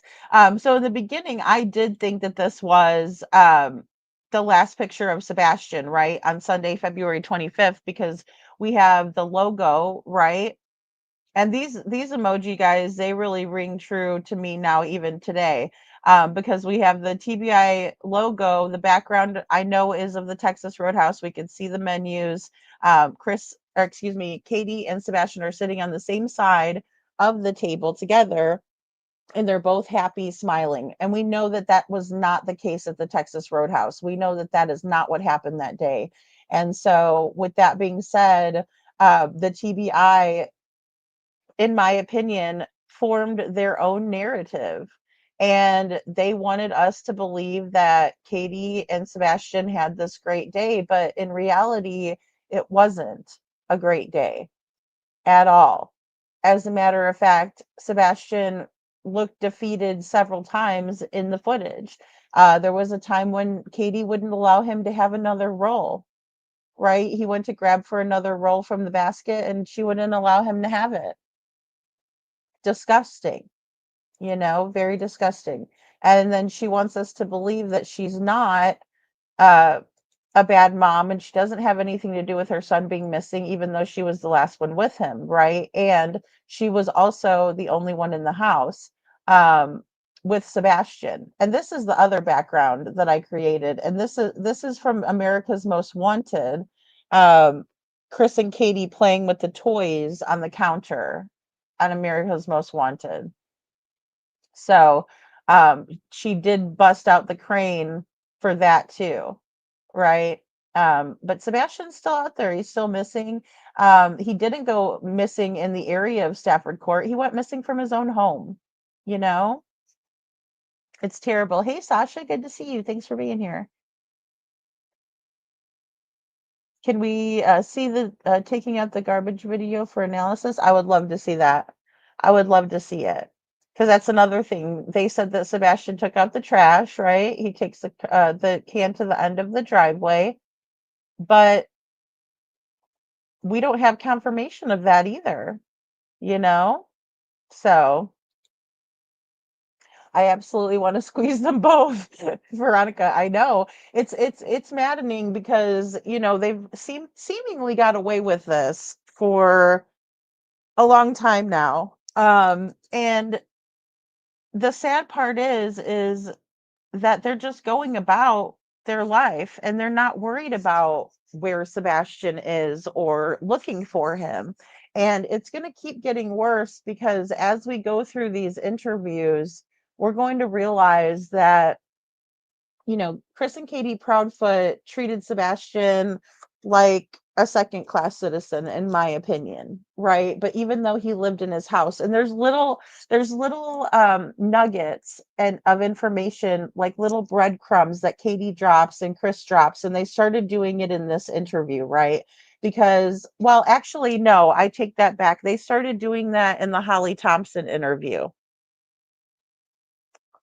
by saying that, Sebastian's afraid of bugs and Katie was making fun of him and did that little thing, right? He's afraid of bugs and was mocking him in that, but it was subtle, right? And if that was the only time, then people probably wouldn't have thought much of it. I wouldn't have. I would have said, okay, well, maybe she's just nervous. It's her first TV interview. Her kid's missing, whatever. You would kind of understand, why she's acting strange, right? But as we go along, and especially in this interview, you can really see how Chris and Katie love to laugh at Sebastian and his mannerisms, right? It's who Sebastian is as a person that they're attacking and making fun of, in my opinion. And it just doesn't sit well with me when the parents are doing that and the child is missing, right? And they're even going so far as to do that even when they're missing. There's no guilt or remorse. Like, I should have never teased them. Oh my God, I wish I never would have teased him, because that's what you would think to yourself. If you're a real shitbag person, you're a shit bum that you would go and tease a child. Wouldn't you feel bad when they went missing that you were teasing them or that you had teased them? Or are you just that big of a shit bum? Because, in my opinion, it would make me feel horrible. I'd be like, man, I really gave that kid a hard time and now he's missing, even if I didn't have anything to do with it. I would still reflect on it and say, man, I feel bad now that I teased him. Wouldn't you? I mean, but that's his parents teasing him. That's not, a brother, sister, cousin, friend teasing. Women's Warrior says, lady, it's disgusting refusing him food. Go hungry for my children if I was struggling. Yes, I have skipped meals and made sure that they have everything they need. Yeah, he's growing up. I understand that. Growing boys need food. You're right, Women's Warrior. And that's always just how I show love, I guess, is like by making food for people. And so I don't understand the food withholding stuff. To me, that's just like very ugly and mean and selfish and shit bummish. I don't know. Yeah, it's horrible. Lover Girl says they also complain about everything or everyone suspecting them when Chris himself told us Sebastian didn't want him around. Is he really too dumb to see why that's problematic? Yeah, that's a good question. Now that Sebastian's missing, and it is I find it to be very problematic, most definitely. And I find it to be like a huge red flag. And I saw Nisi Marie putting red flags in the chat because it is a red flag. It's a total red flag that they're complaining about the coverage for Sebastian, or they're just complaining that people are calling them out on their own words. Because don't forget, at this point, it wasn't just people like me calling them out, it was like world renowned people, right? Like Peter Hyatt, like Pat Brown. They've been on tons of they've been guests on shows on the news on in the mainstream, and they're experts in this kind of analysis. I'm not, but I can pick out some bullshit with the best of them. And that's what they were doing. And they were mad. They were mad that when people would watch someone like Pat Brown and we would say, yes, exactly, thank you, validation from someone who's an expert, and they didn't like it, you know? CP, I know CP was intoxicated on so many lives, or on lives. So is KP, the designated driver. No, she drinks too. She drinks too, Sasha. To my, to the best of my knowledge, she's a heavy drinker. Not just like, hey, I'll drink, on a Friday or Saturday, or hey, I'll have she's like a heavy drinker, which, that's her prerogative. She's a grown ass woman. I'm not here to tell her to drink, but I mean, I question whether she had, been drinking the night that Sebastian went missing. But then again, I can't have it both ways, right? I can't say, oh, I think that she accidentally hurt Sebastian when she was drunk, right? Or had been drinking too much and lost control. And and then also say, oh, it was premeditated, because I can't have it both. It's got to be one or the other. Again, either Sebastian made it home or he didn't. And I believe the lights video shows that there was someone in the neighborhood that came into in this car. I mean, obviously, I didn't make it up. I'm not just making this up. Like, oh, I think that probably a car came somehow. No, there was a friggin' car in the neighborhood driving around at that time that parked, and Bobby the neighbor saw it on the cameras, and that she's friends with the lady who had the flashlight video leaked, and she said you can clearly see someone pull up in front of their house, right? I think that neighbor needs to let that footage out, all of it, but they won't, because they have to live there. Hopefully maybe they'll move one day and they'll get a conscience. And they'll say, you know what, this needs to be out for everyone to see who was actually in front of Sebastian's house and how he got taken out. I don't know how these people live with themselves. I don't. I don't know how they live with themselves every day. I could not get up, let alone fall asleep at night, thinking that I had camera footage that could break this case entirely open and find out what happened to Sebastian Rogers, right? Because here's the thing, it still doesn't prove where they took him or who, where he's at. It doesn't. Bottom line, it just shows where he might have gotten out of the house and how he might have gotten out of the house. But I would never be able to, like, I don't know, maybe I'm too superstitious, religious, whatever it is, but I'm like, I just couldn't do it. I couldn't sit on that camera footage knowing that that's how they took that child out of the house. And you have it, and you have the car on your camera footage, but you're not showing anybody. You're going to keep that? No, If the cops didn't do something after 2 years, I'd bust the shit up. I wouldn't care. I'd go move to Timbuktu. I could not keep it. There's no way I could keep that on my conscience.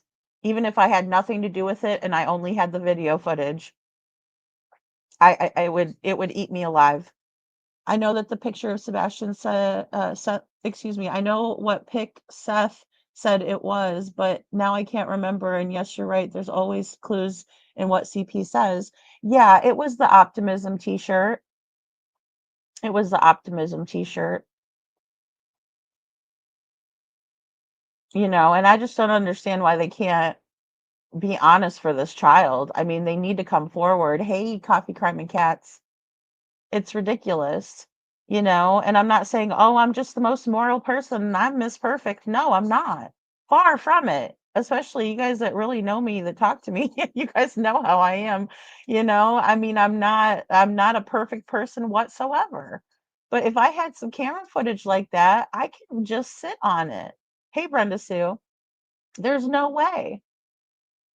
Women's Warrior says, I 100% agree. I couldn't live with myself having information about a child, knowing that there is a possibility that he came to significant harm. I would settle up and move away and hand it over, in my opinion. I would too.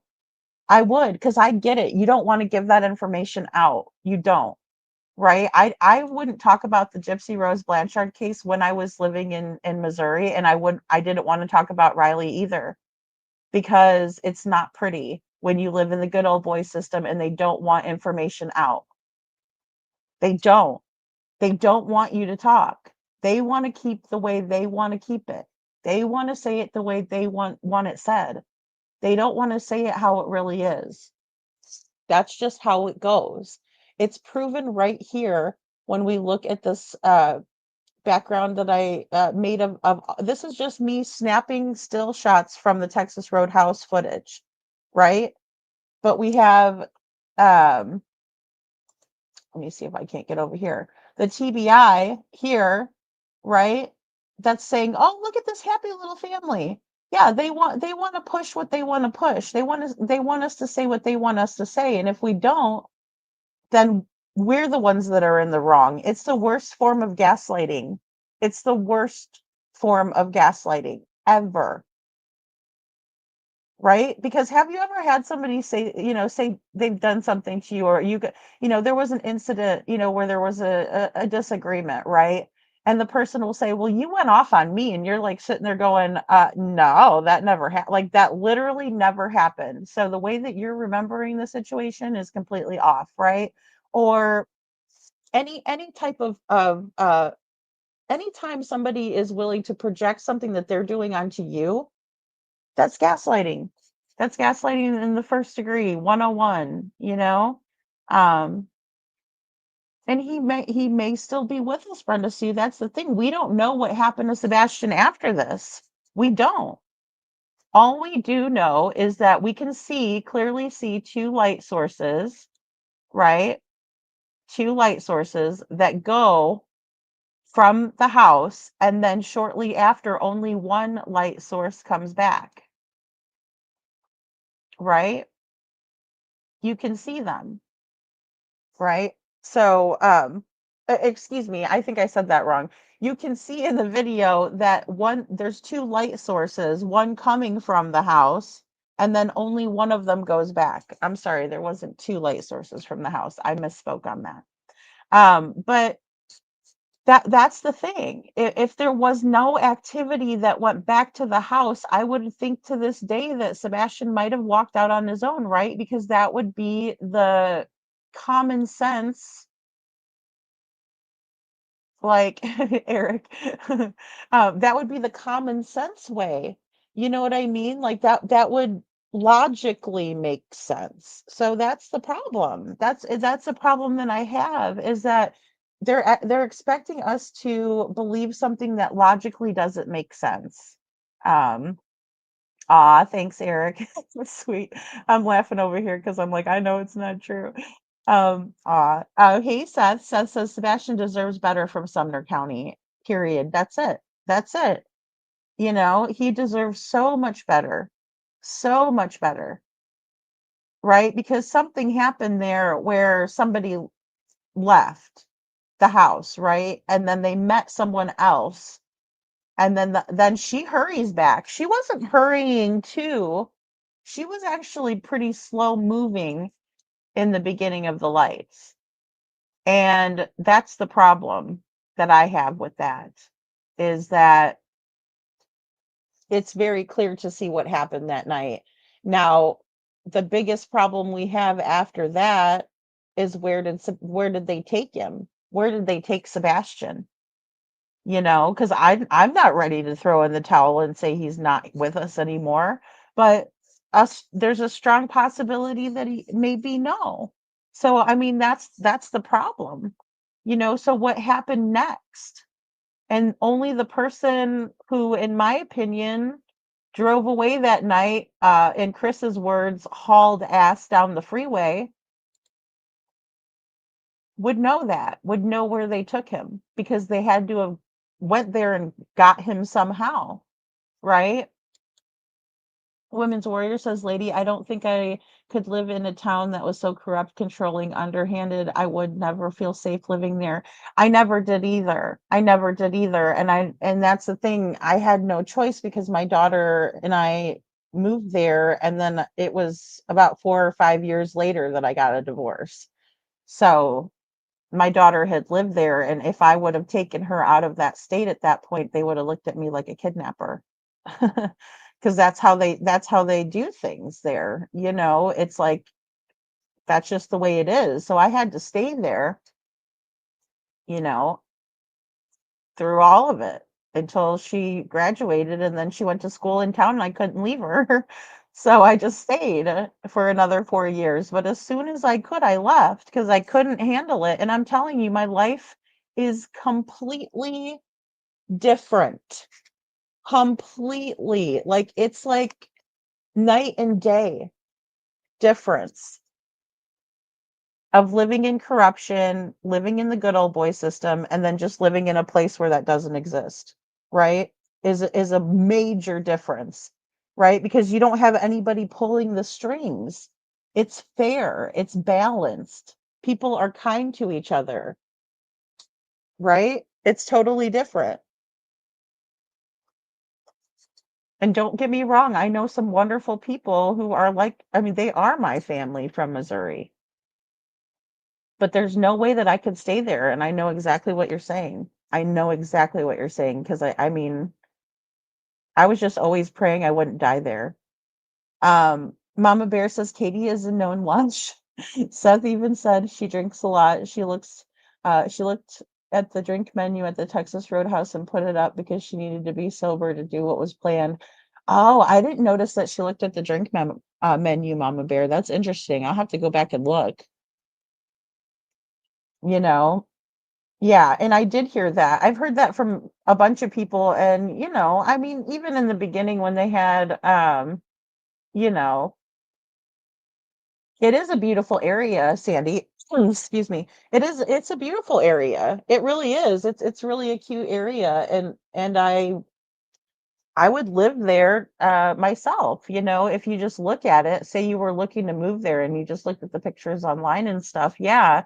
And there looks like a lot of fun stuff to do, but no way, because think about it, if they don't care about Sebastian, why would they care about your kid? Why would they care about your family, right?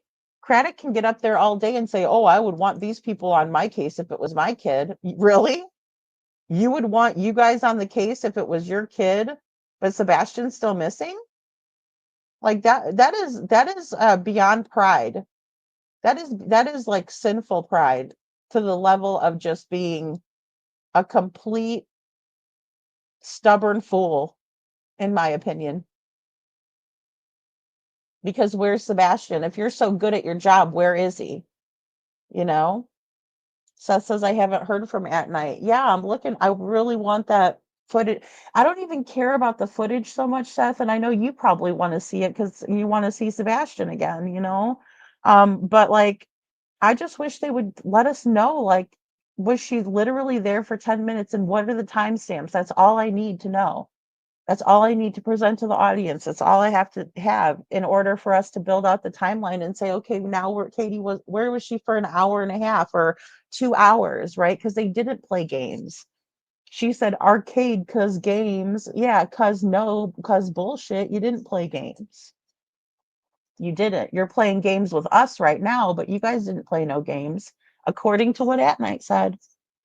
Brenda Sue says, I think they had him somewhere and they moved him the second time.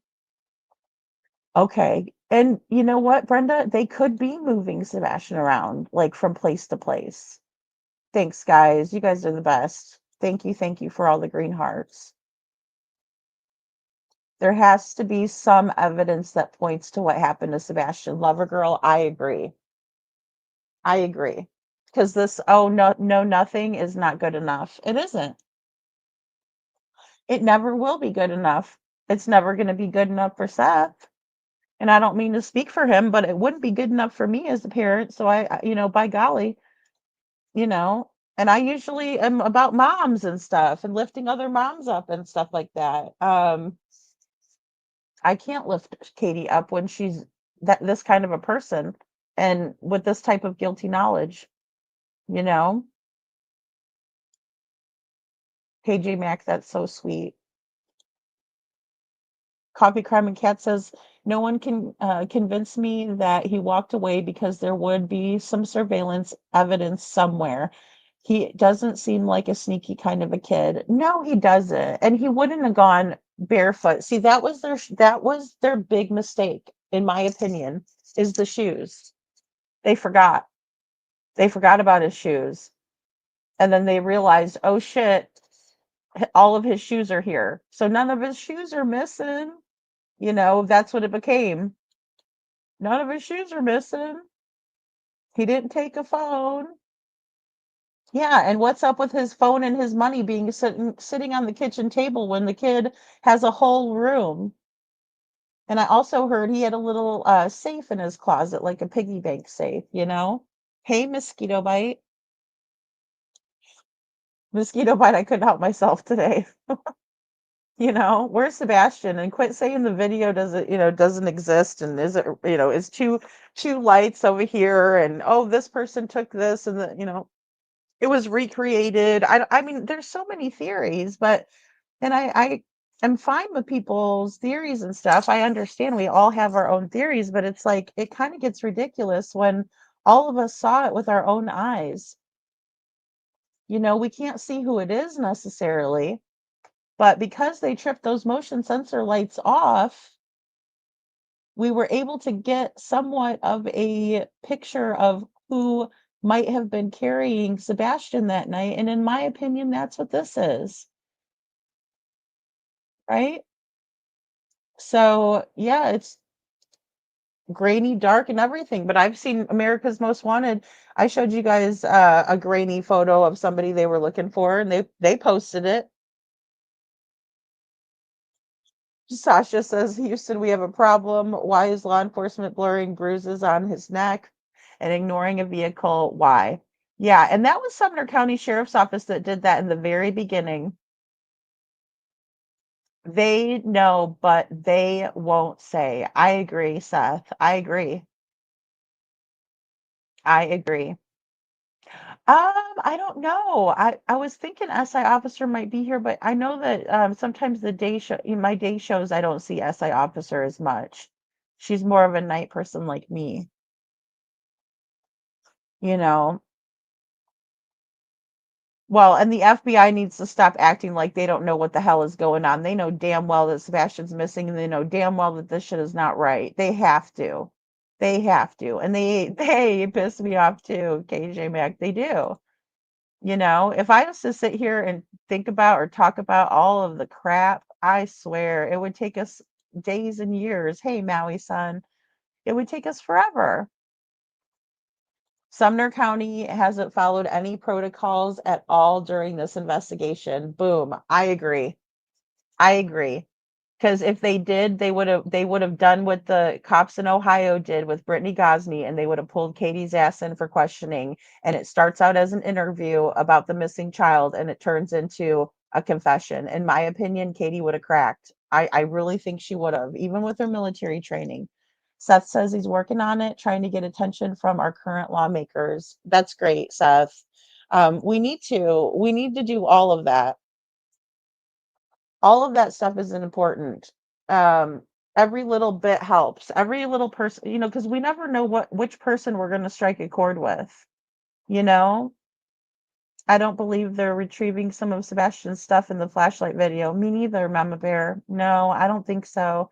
They would have already have it, not to risk caught sneaking around the area. They were retrieving Sebastian, in my opinion. I think so too. Because again, yeah, like if they were gonna do a handoff, they would have had it planned out previously. Now, Mama Bear, with that being said, I did just think of something also, another kind of a sub theory that I have.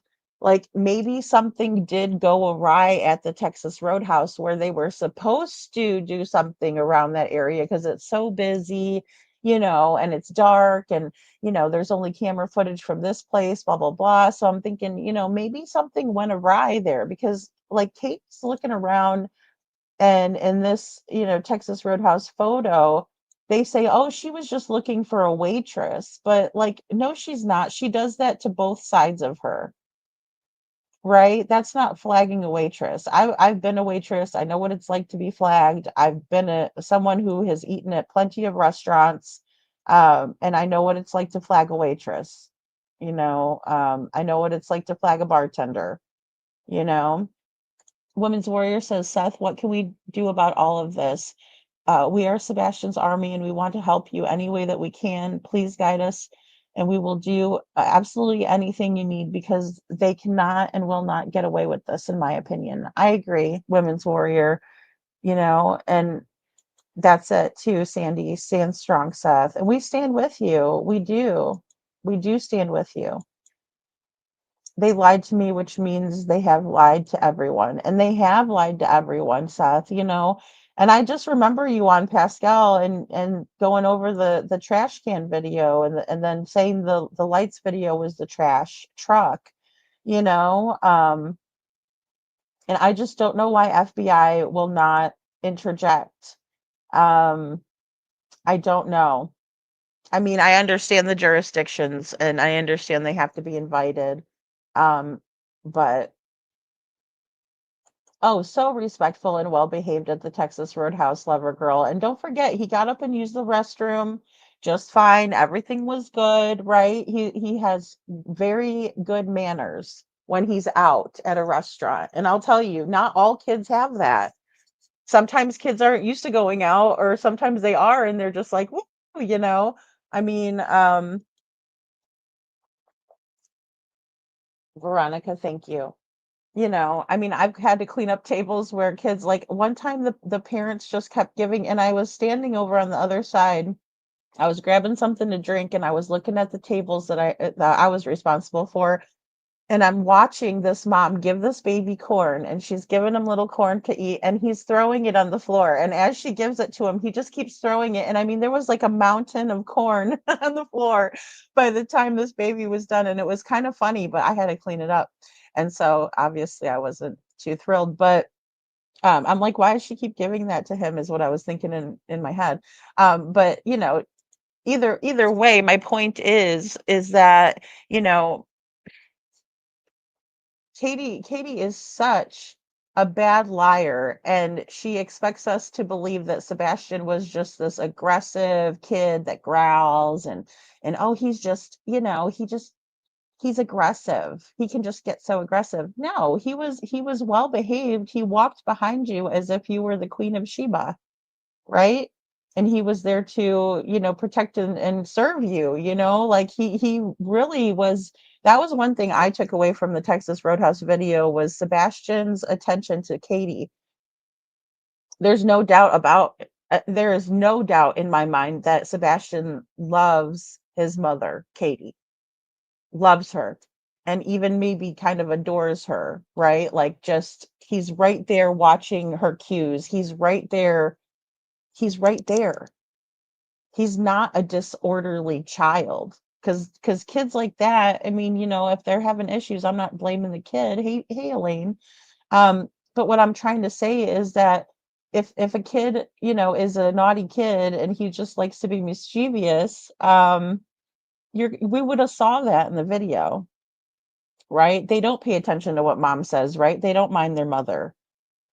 Sebastian minded his mom the whole time. Even watching everything unfold with the green hoodie, he was watching his mom. making sure she was safe. And it breaks my heart. Seth says, I'm working on a lot of things, but I'm not telling anyone but of the haters and socks mob. Yeah, they can't stop what they don't know about. Exactly. Well, and that's the thing. It really sucks because we can't get excited about stuff. Like I would have a whole bunch of things planned, um, but we can't.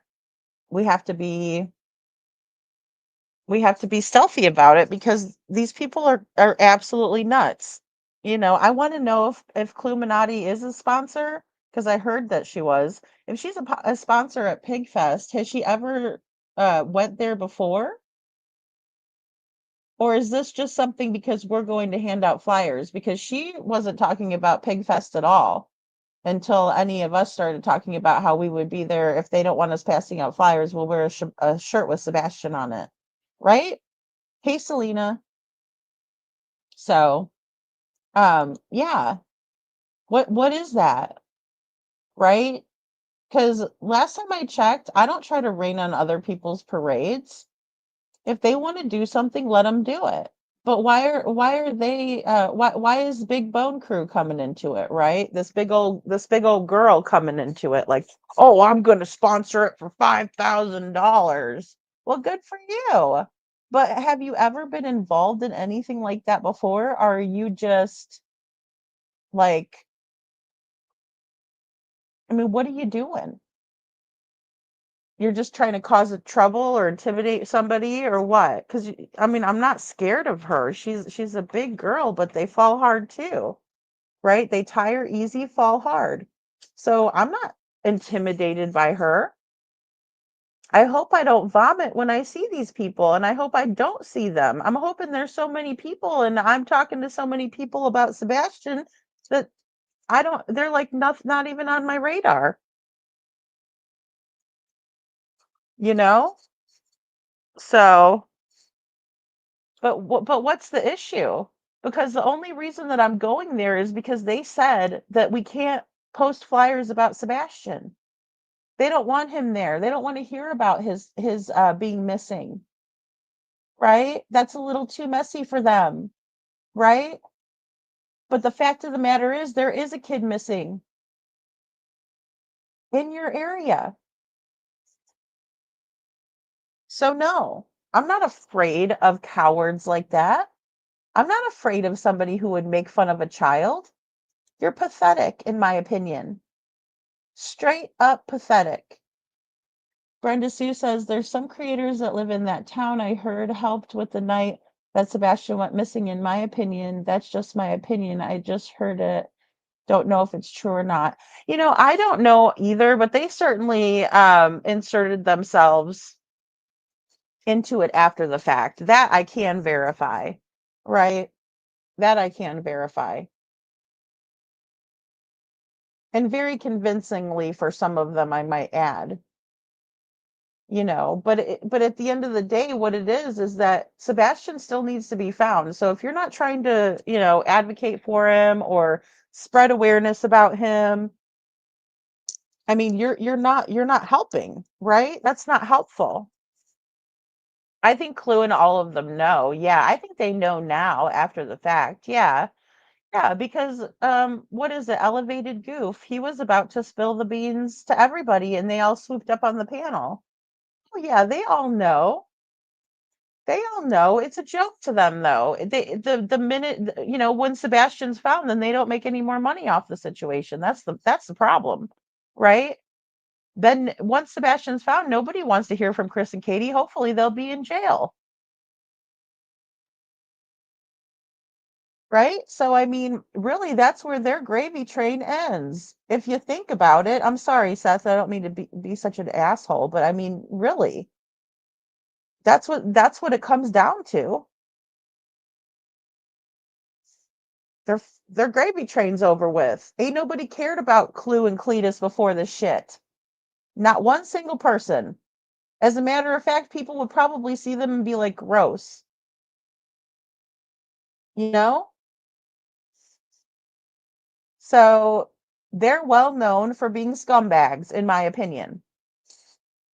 Good for them, right? But again, where's Sebastian? And I don't know how they live with themselves. I really don't. I really don't, because I couldn't. There's no way. No way.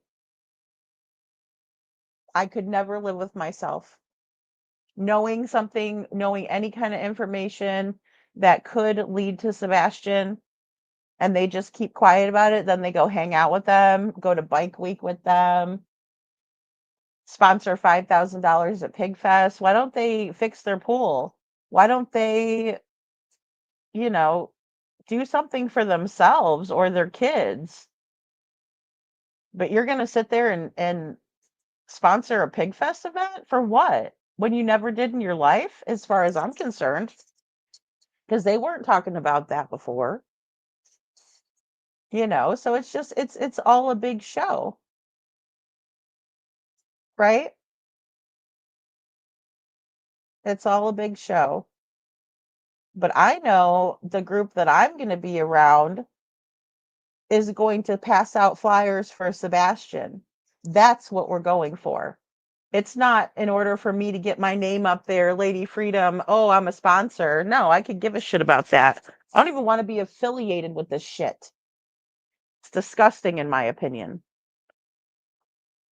But I'll do it for Sebastian, and I'll do it to stand with Seth. You're damn right I will, every single time.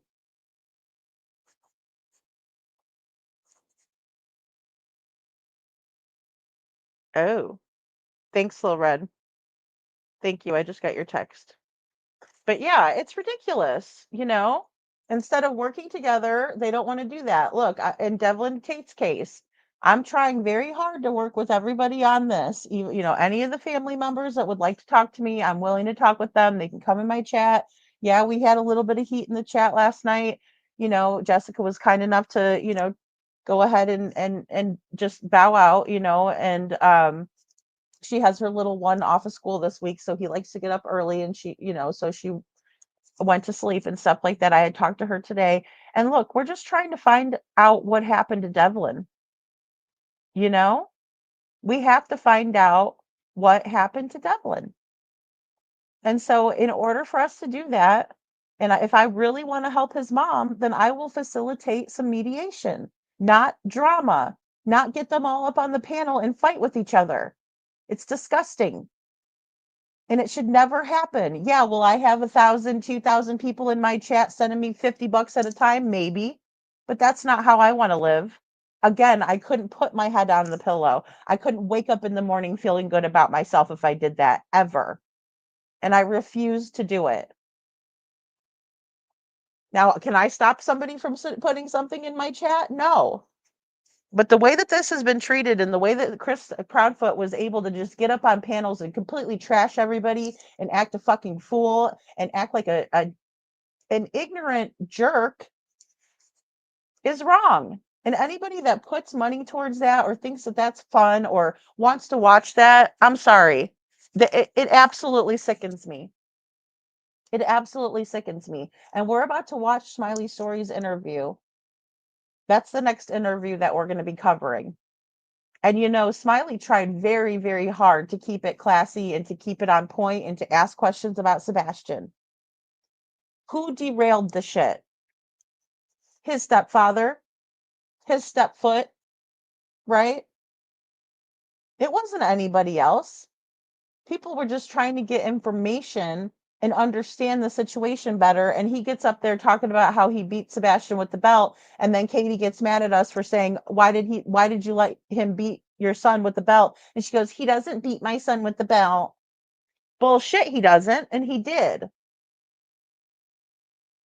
He's a bully. His sister, why did you let Melissa bully Sebastian, Katie? What are you going to tell me she didn't bully him when it's on fucking camera? Just like the video of the lights never happened? Come on. It's absolutely ridiculous. And you're not going to gaslight me. And you're not going to make me believe something that comes out of your mouth more than something that I can see with my own eyes and hear with my own ears. It'll never happen. So you can get as mad as you want. You can get as mad as you want. And it doesn't make a difference to me. Get mad. You know what? Maybe some of that anger can motivate you to go look for your son.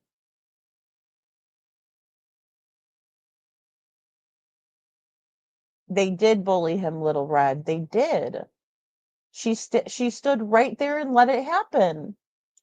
You don't let somebody film your child when your child is almost going to have a breakdown or a meltdown or whatever we want to call it. Just I just want to ask anybody out there, would you like to be filmed when you're pissed off and somebody just upset you and somebody's bullying you and then their cameras in your face? You're not going to like that. Nobody wants that. Nobody likes it done to them, so why are you doing it to him? And then Katie doesn't say back off, Melissa, or hey, Melissa, can you let us have a conversation? She just allows for it, you know? And it's wrong.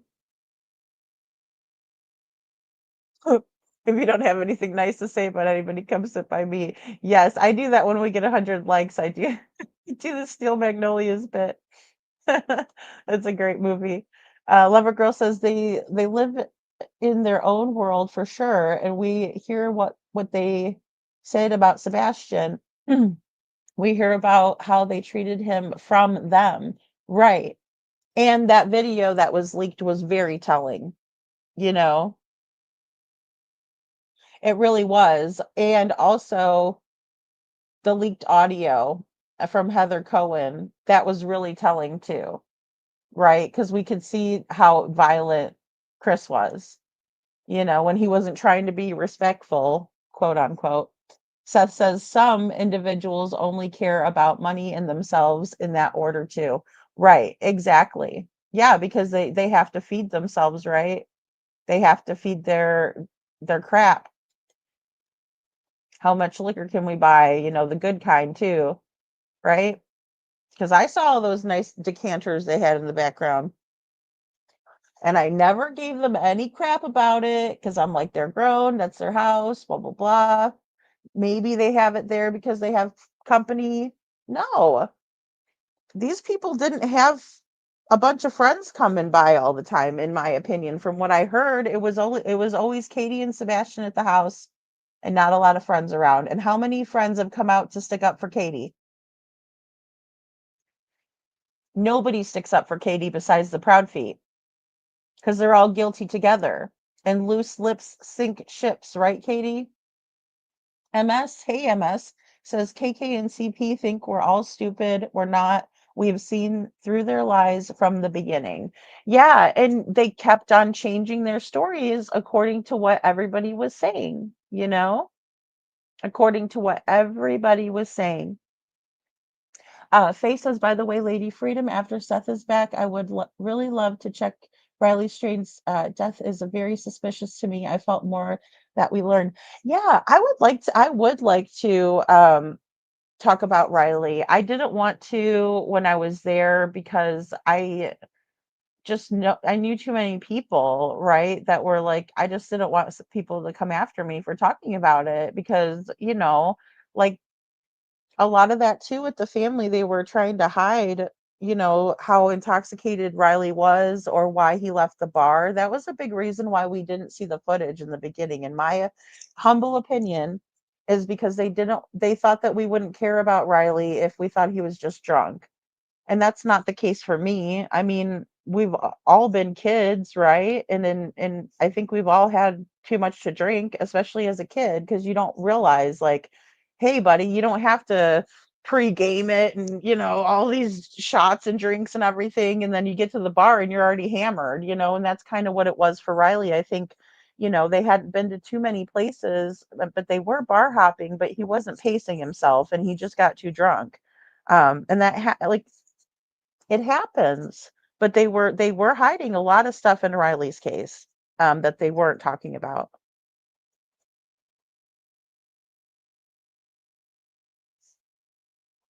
Yeah. Yeah, Kathy should be careful, and Terry, right, check. Weird person, in my opinion. Oh, definitely.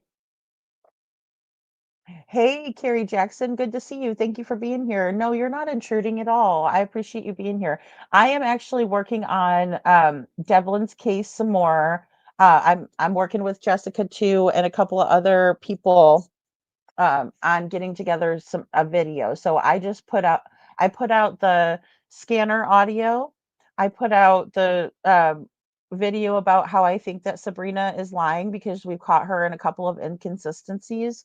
I'm also working on trying to figure out if Sabrina did in fact have some bail bonds that day because I don't know if I got that in the scanner if it was part of her or if it was part of the other call. So I have to go back and really, really listen because it's hard on those scanners. Um, and did you see them? Okay, great. Thanks, Carrie, for watching that. I appreciate you. But then I'm gonna go and do. We have Mr. and Mrs. E, who I respect and love tremendously. I think they're great people, guys. Who did Devlin's case, talked about it. So I'm going to take some clips from that. And then I'm going to take some clips because the family was in the chat. So to my knowledge, it was Tamra and Sabrina and Ashley that were in the chat that day. But I'll double check. Because again, Tamra is being kind enough to work with me. I have not heard from Sabrina. I would love to have if we can do it, I would love to have Tamara up talking with Sabrina because I think they would, that way it seems like they like to talk together and if they feel more comfortable doing it that way, um, but that way they can get their side out. And I don't know with Matt's record if he could be on social media, but I did ask him if in an email if we could do a recorded phone conversation where he can tell his side of the story. And hey, I'm up for listening to anybody who wants to talk about Devlin um, because I don't know him, right? And I'm trying to get to know him and I'm trying to understand the case more. So, and I'm wondering that too, Carrie Joe, wondering who actually seen Devlin last. Maybe they used his card. Well, in according to what we were talking about last night, the last person or the last people to see Devlin would have been Sabrina and Tamra, right? Because he was cleaning up his bedding that morning. And she says that he left the house at 7:30. I know that she also told me that Will and Sabrina had went out on a job on some jobs that day. So they were also out, but they were in a different area. And I have a screenshot of it. I just need to pull it out. Um, but I would love to have them on, so I'm kind of working on that as well.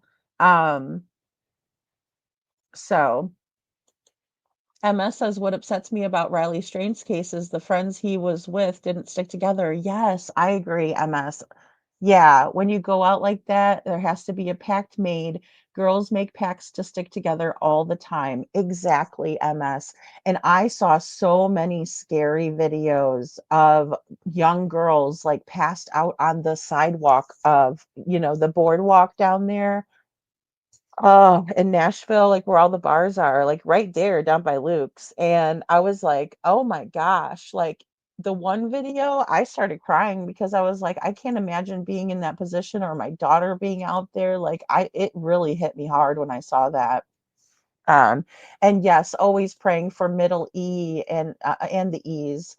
Yeah, he's really trying to recover from the brain surgery and stuff. Shared an update because oh my gosh, it's just heartbreaking. My heart, I think about the E's all the time and pray for them, for their son and everything. Um, Jessica said it was 2 days. She didn't talk to Devlin. He wouldn't go 2 days. Yeah, I think I think it's important for us to figure out whether he was actually seen on camera because why haven't they not shown us, Carrie? I understand where you're coming from. I do.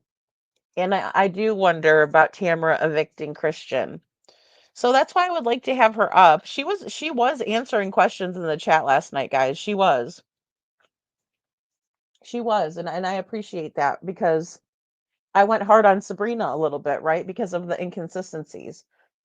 But she did tell me, I don't think that, well, she says like she could assure me that she doesn't have anything to do with it, but Sabrina was, out that day, and you know, so I'm thinking about that, but then she also said there was other people like that could have been involved. She also said that Devlin's phone was picked up on the Life 360 app that his friends were tracking him on, which I think that's weird. Um, at 9:28 over by Family Dollar, so then his phone didn't ping until 11. But then we have, Sabrina and them getting, being upset and calling Jessica when it's only 6 and 7 o'clock, right? And then they changed the time frame to earlier. So it's so curious to me. Um, Thanks, Seth says yes, prayers for middle E and the family. Thanks, guys. Yeah, thanks, Seth. I'm hoping Devlin is found alive and well. Yeah, thank you, Seth. And that's why I invited his mom to come in and see kind of what's gone on in Sebastian's case, because a lot of the things that she's dealt with has been a lot of that too. With her not being involved in the situation, it's very tough because they're throwing mud her way, but in the same way, they have a lot of stuff too, and I just want to keep it fair and balanced. But at the end of the day, it's about finding Devlin and him being safe, right? That's what it's all about.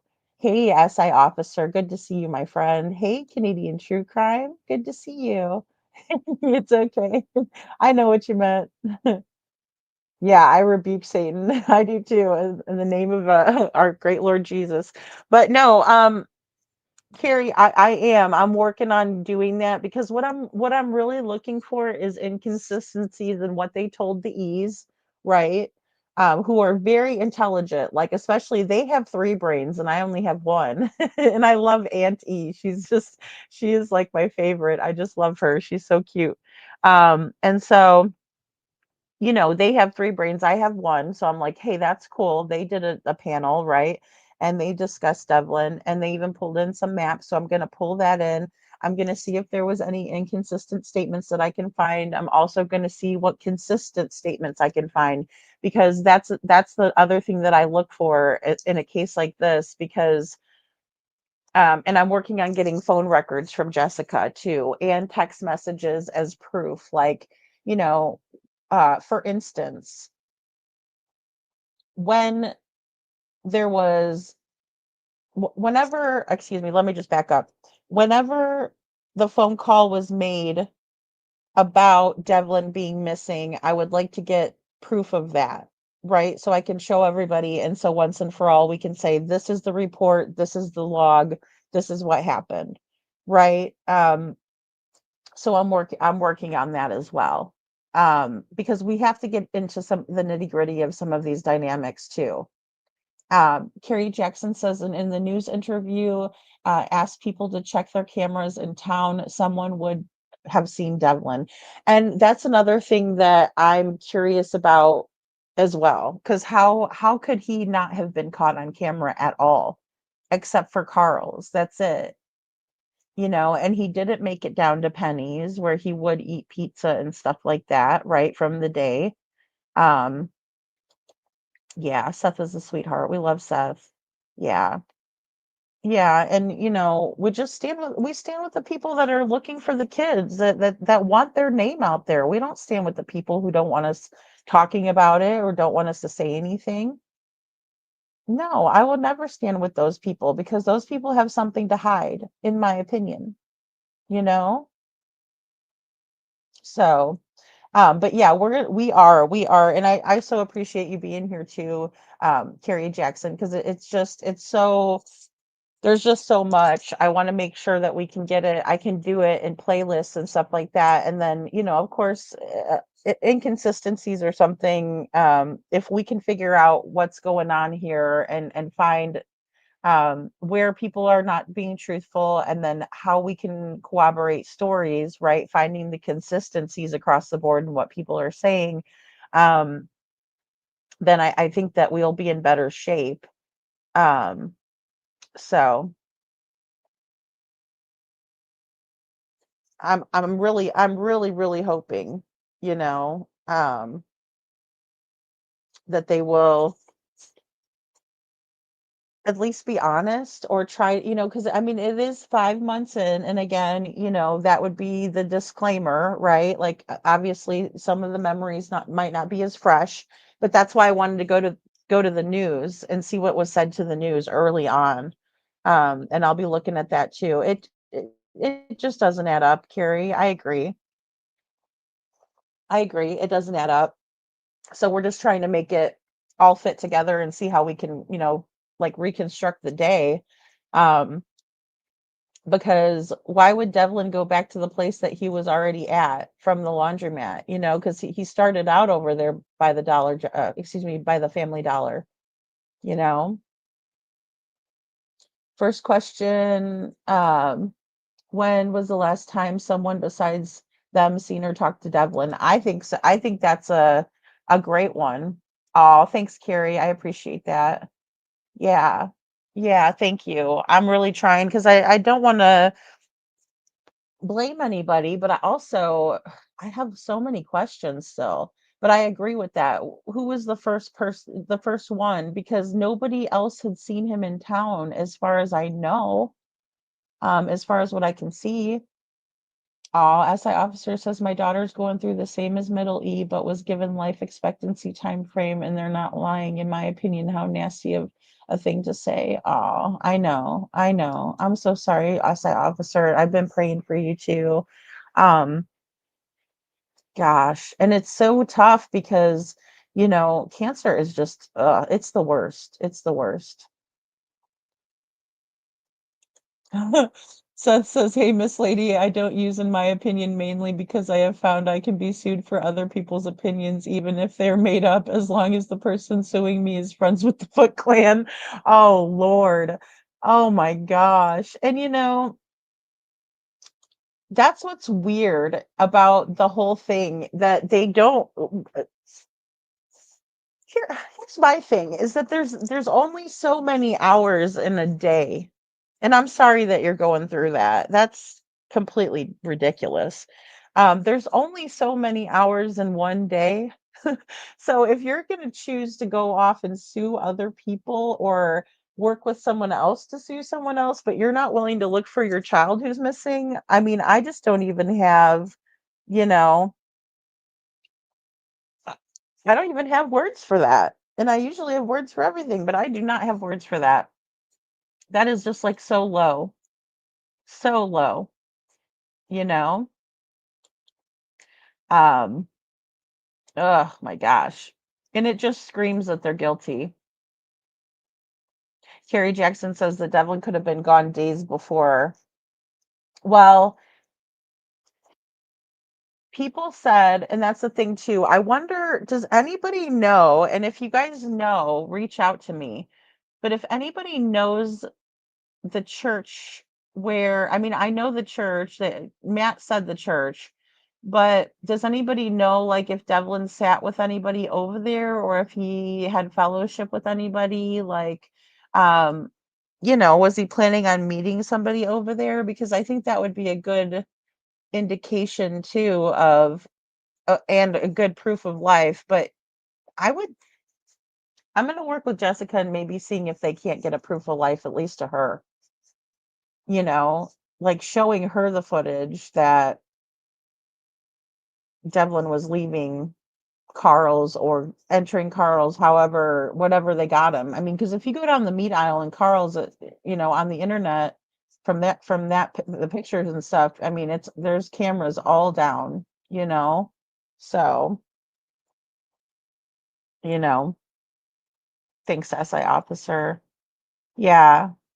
So we're gonna unfold, and like I said, if anybody knows anything about Devlin or Sebastian, if you guys something, email me if you catch something from the past that you want me to share up here or anything like that, send it over to me. And I know you guys do, um, so we'll get it at least in the discussion. We'll start talking about it.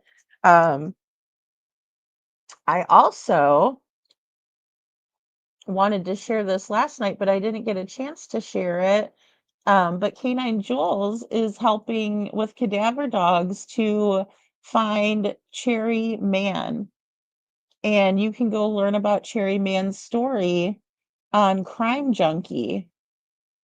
So, and I've never listened to Crime Junkie, but I will promote it because Jules is helping with Ara. So Canine Ara is helping to search for Carrie Mann. She's been missing for 40 years, Jules told us. So um next time Jules comes in, I want to show and let her tell us some more about that because I'm very interested in her helping with that cold case.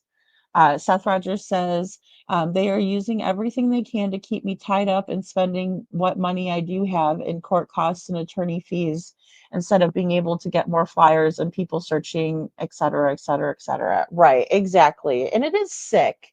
It's sickening, and that's the thing. They just don't want the awareness, and that really bothers me because that speaks volumes to me, you know? Yeah, they're evil and they need to pay. I agree. I agree, Faye. They need to be held accountable. Where's the accountability, right? How is Katie allowed to go over on the night that Sebastian's missing and she's allowed to say, "Oh no, I was asleep that whole time, but her light was on in her bedroom." How is she getting over on other people, right? It's because they've got law enforcement, in my opinion. Hey, Bet Cook, good to see you. Mosquito Bite says, SI officer, can you provide a link for the other video, the perfect exchange, the parking lot behind? Oh, I know which one you're talking about. Is it the Carrie Reviews one? Like something is going on in the parking lot behind the Texas Roadhouse? Veronica truly says, SI officer, I went through it with my fiance when I was 26 and he had it also, and they gave him 6 months and we gave him a shark cartilage, and he lived for 3 years and 2 months. Oh, wow. Oh, I never heard of that, Veronica. Wow, thank you for sharing that. Oh, definitely, SI officer. Yeah. Yeah, post a link on. That's why I gave you a wrench so that way you could post links and stuff. Um, yeah, because I know you're working hard on it too. Um, oh, it cuts the blood supply to tumors. Sharks don't get cancer. It works. Wow. No kidding, Veronica. That's really cool. I've never heard of that before. That is really neat, you know?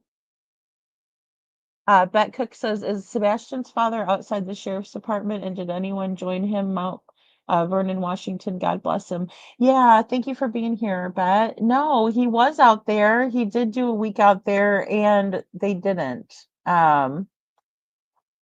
listen. They were not listening.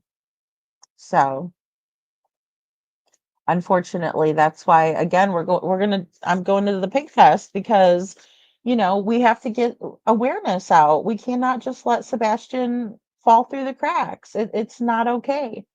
You know, they don't want to hear about him anymore. We have to make sure they know he's still missing, you know?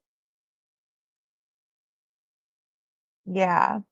Yeah, some of Sebastian's army. Yeah. Seth says, I'm not currently, but I did. I have had of Sebastian's army join me, which was so blessed to have them show up. Yeah, that was really cool, Seth. It really was. And I have videos of that too, Bet Cook, if you want to go back and look on my page.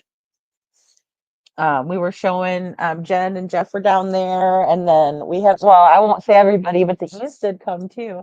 So that was nice, you know. Yeah, well, I'm gonna have to print out a bunch of flyers because I have ink and stuff like that. But I know, well, there's only a certain amount of a budget, you know. That's the crappy part, you know. That yeah, we and family. Uh, Speak of Sebastian, love to all. Oh, that's so sweet. Thank you for doing that too. And that's a really important thing that we can do too. Women's Warrior is to do the digital flyers. Like this is the newest one. I'll get my big head off of there. Um, but this is the newest one. So if you guys want to, you know, share that out and ask people to share it to their Facebook page, it could really make a big difference, I think, you know. Aw, SI officer, my goodness. Oh my gosh. I'm so sorry. Hey, Patty Visco, good to see you. Yeah, I agree. KJ Maxx says it's not believable to me that a mother who wants her child back wouldn't go scorched earth to let the world know her child is missing. That includes flyers at Pigfest. I agree, KJ Mack, big time. You know, and there's times where, you know, even Jessica will, you know, say, I'm sorry, I'm not upset with you, I'm just upset. And I'm like, no, no, no, I know you're not upset with me. You're just upset in general. Like, I don't expect you to be happy go lucky all the time, you know. It's stressful, and especially some of the questions that I have to ask her, and um, you know, things that she has to explain or whatever. It's tough. Thank you, SI officer. That's right. That's right, Seth. I will be there. God is my armor within this battle between good and evil. I have flyers for the pig fest and possibly some shirts too. Good, Seth. That's wonderful. Yeah, and we'll be there. We will be there. You know, with green on, you know. We don't need bells when we have green, you know. So, and they're gonna have to deal with it. It's there's nothing wrong with passing out flyers, spreading awareness, wearing shirts. There's nothing wrong with that. You know, everybody wants to see that beautiful smile of Sebastian. Aw. Yeah, and I can't wait to see Kiki's lime green. Oh, yes. The digital flyer should be on the FBI website, Women's Warrior. Thank you. Because we need to start dropping links a lot more too. We do. And his beautiful smile. Oh my gosh. Yeah. Yeah. And Sebastian, I just have a feeling that he would just make us all crack up, you know? He's funny. He likes to crack jokes, and so, and I just hope he's found soon, you know. He needs to be found. Uh, thank you, SI officer, for dropping that link. So we're gonna keep going though. We're gonna keep going right along with the interviews, and Smiley's is gonna take us a little while. Hey, Doodle Mom, thank you for the green hearts. So we're gonna get right into that, and you know, and just keep on trucking along. Hopefully they find Sebastian before we get through these interviews. MS says, I have emailed the Oak Ridge Boys to ask if they could mention or dedicate a song to Sebastian. Oh, that's sweet. I haven't heard back, but the main office is in Hendersonville. Maybe someone could stop up there. Yeah, that's a good idea. I mean, I think that they should do that.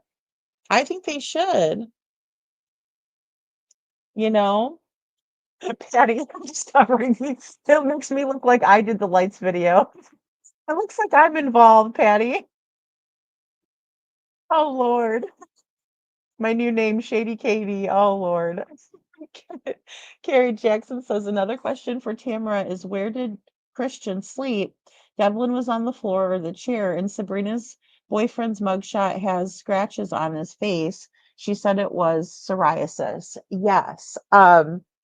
We did not, I don't think that she talked a lot about that. all she said, but I will ask her, where did Christian sleep? Because sorry. Because you're right, and their house is little, like, if you look it up, you can't really find any pictures of the inside, but it was like, it looks like it was like a mobile home, but they added on to it. Because originally it was just 1 bedroom and now it's like a 2 bedroom. Because I was trying to think about how the arrangements were. Um, so yeah, that's a really good question, how that all went. But she did say that Will and because I've heard a lot of people say that Will would threaten Devlin, like, to beat him up and stuff, and wasn't very nice to him. And, I've also heard that, that he was by Tamara, that he only stayed in the back bedroom, and didn't come out and interact with Devlin, is what she said. But that's about the only thing we really talked about. We didn't go into Will too much besides her saying he didn't have anything to do with it. Yes. Yes, and Matt's wife, Lorraine, yep, also is, SO, yep. Yes, ma'am. Hey, Diane, good to see you. Thank you, Doodle Mom. Doodle Mom says, praying for Seth. We will not stop until Sebastian is in your arms. That's right. That's right. I heard about the no running water. I did hear about that. Matt said something like they had to pump it in or something like that. But I still am working on Matt's statements too. So the number of RSOs is insane, KJ Mac. It is. I know. I know.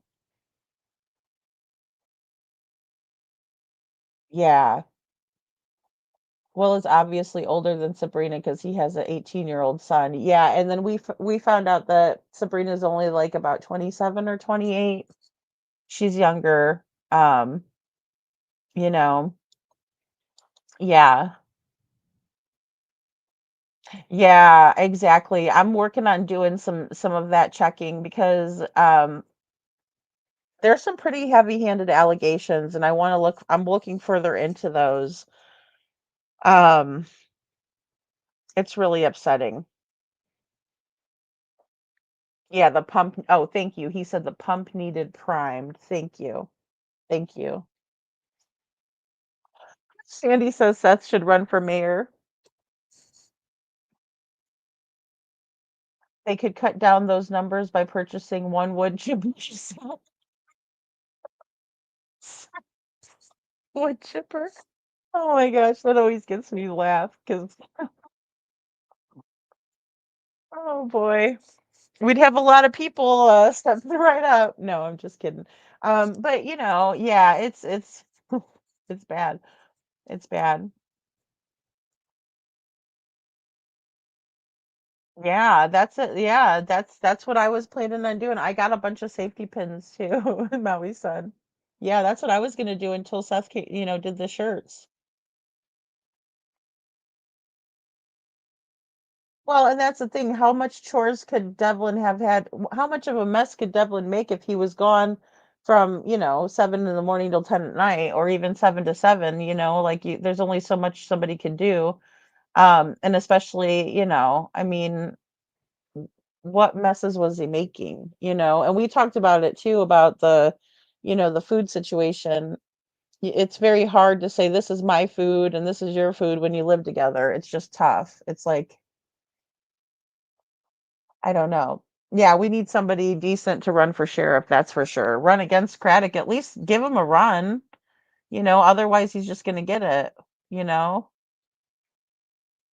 We could call it the RSO rehabilitation program. I love it. That would be fantastic. That would be fantastic. I'm all for it. I mean, I'm very squeamish myself. I really don't like, a whole lot of stuff like that, but it's hilarious at the same time. Mm. You did good, Mom. I did an unboxing the other night, which was fun. Um, no, I couldn't be. I would not be a good sheriff. I would not be a good sheriff. The wood, me and Seth would get together, the wood chipper, oh boy, it would be bad. You guys would be doing true crime on us, you know? You guys would just say, rogue YouTuber turned sheriff puts RSOs in the wood chipper. I don't know what organization would come for me, but one of them would. SA officer says, I posted the link in Carrie's reviews for the perfect exchange. In my opinion, that is Sebastian, and it is my belief, in my opinion, that the BFF SUV, the same car that I believe Mob Crew believed was. I will look. I will definitely take a look at it too, SA officer. Aw, that's so sweet of you, Veronica. Thank you.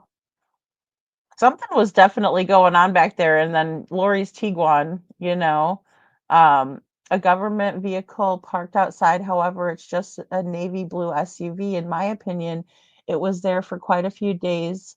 Casey or Carrie Reviews also has one of the Texas Roadhouse notice house standing. Oh, Patty, Pigfest is the 23rd, 24th, and 25th. Thursday, Friday, Saturday. You're absolutely, Carrie. Thank you so much for being here. You guys, I couldn't do it without you guys being here and watching and, liking and all that stuff. It's really important. So I appreciate it tremendously. Thank you. I will go live at Pigfest. I will go live at Pigfest, Lover Girl. Yeah. Yeah. And SI officer says, in my opinion, next to CP is a very thin person in a dark hoodie. Makes you wonder about the garbage situation back home. Lolly Beautifully Broken looked into a lot of the people at Texas Roadhouse that night. Yes. Yes. And I mean, I've looked into them too, but I haven't been able to figure out who the yellow coat guy is, you know? And SI officer says, and found a few people in which, in my opinion, I agree with. Okay, I have to go, everybody. Have a safe evening, wonderful weekend. I'll see you later. Thank you, SI officer, for being here. I really appreciate you. Aw, thank you. Yeah. Aw, we'll be praying for you too. We will, SI officer. You're a great person, and I so appreciate everything that you're doing for Sebastian, Oh yeah, I'll be going live at Pigfest. I will definitely be going live at Pigfest. Women's Warrior, the new Bonnie and Clyde of righteousness, cleaning up the community, getting rid of the POSs. Oh Lord, that's funny. That's good. I like that one. See, I like you guys making me laugh when it's not, me and Chris teaming up in any kind of fashion. Oh Lord. Good. Yeah, exactly. That's why we need to go live, and so that way you guys can see how everything is going and, watch the awareness. And I think it'll be a very positive thing. We're going to make sure of it anyway and make sure that a lot of people will, you know about Sebastian that didn't. So, all right, guys, I love you all so very, very much. I will see you tomorrow night on the late night show because I'm going to take the night off and finish up some of this stuff. I have to try to get some of these files off of my phone um, so I can finally work the videos because I do everything, on my phone. So, all right, guys, and I'll see you at Pigfest, Diane. I'm so excited. I can't wait to see you guys and meet you guys. It'll be fun. It'll be a good time, to come together for Sebastian. Um, yeah, so yeah. Yes, that's right. Protect yourself. That's right. Phone call, be blessed, stay safe. Remember, your safety is your responsibility. Don't be a statistic and protect yourself. I agree, Seth. Always be aware of your surroundings. Yeah. Bye, Selena. Thank you for being here. Bye, Miss Ann. Thank you. Thanks, Doodle Mom.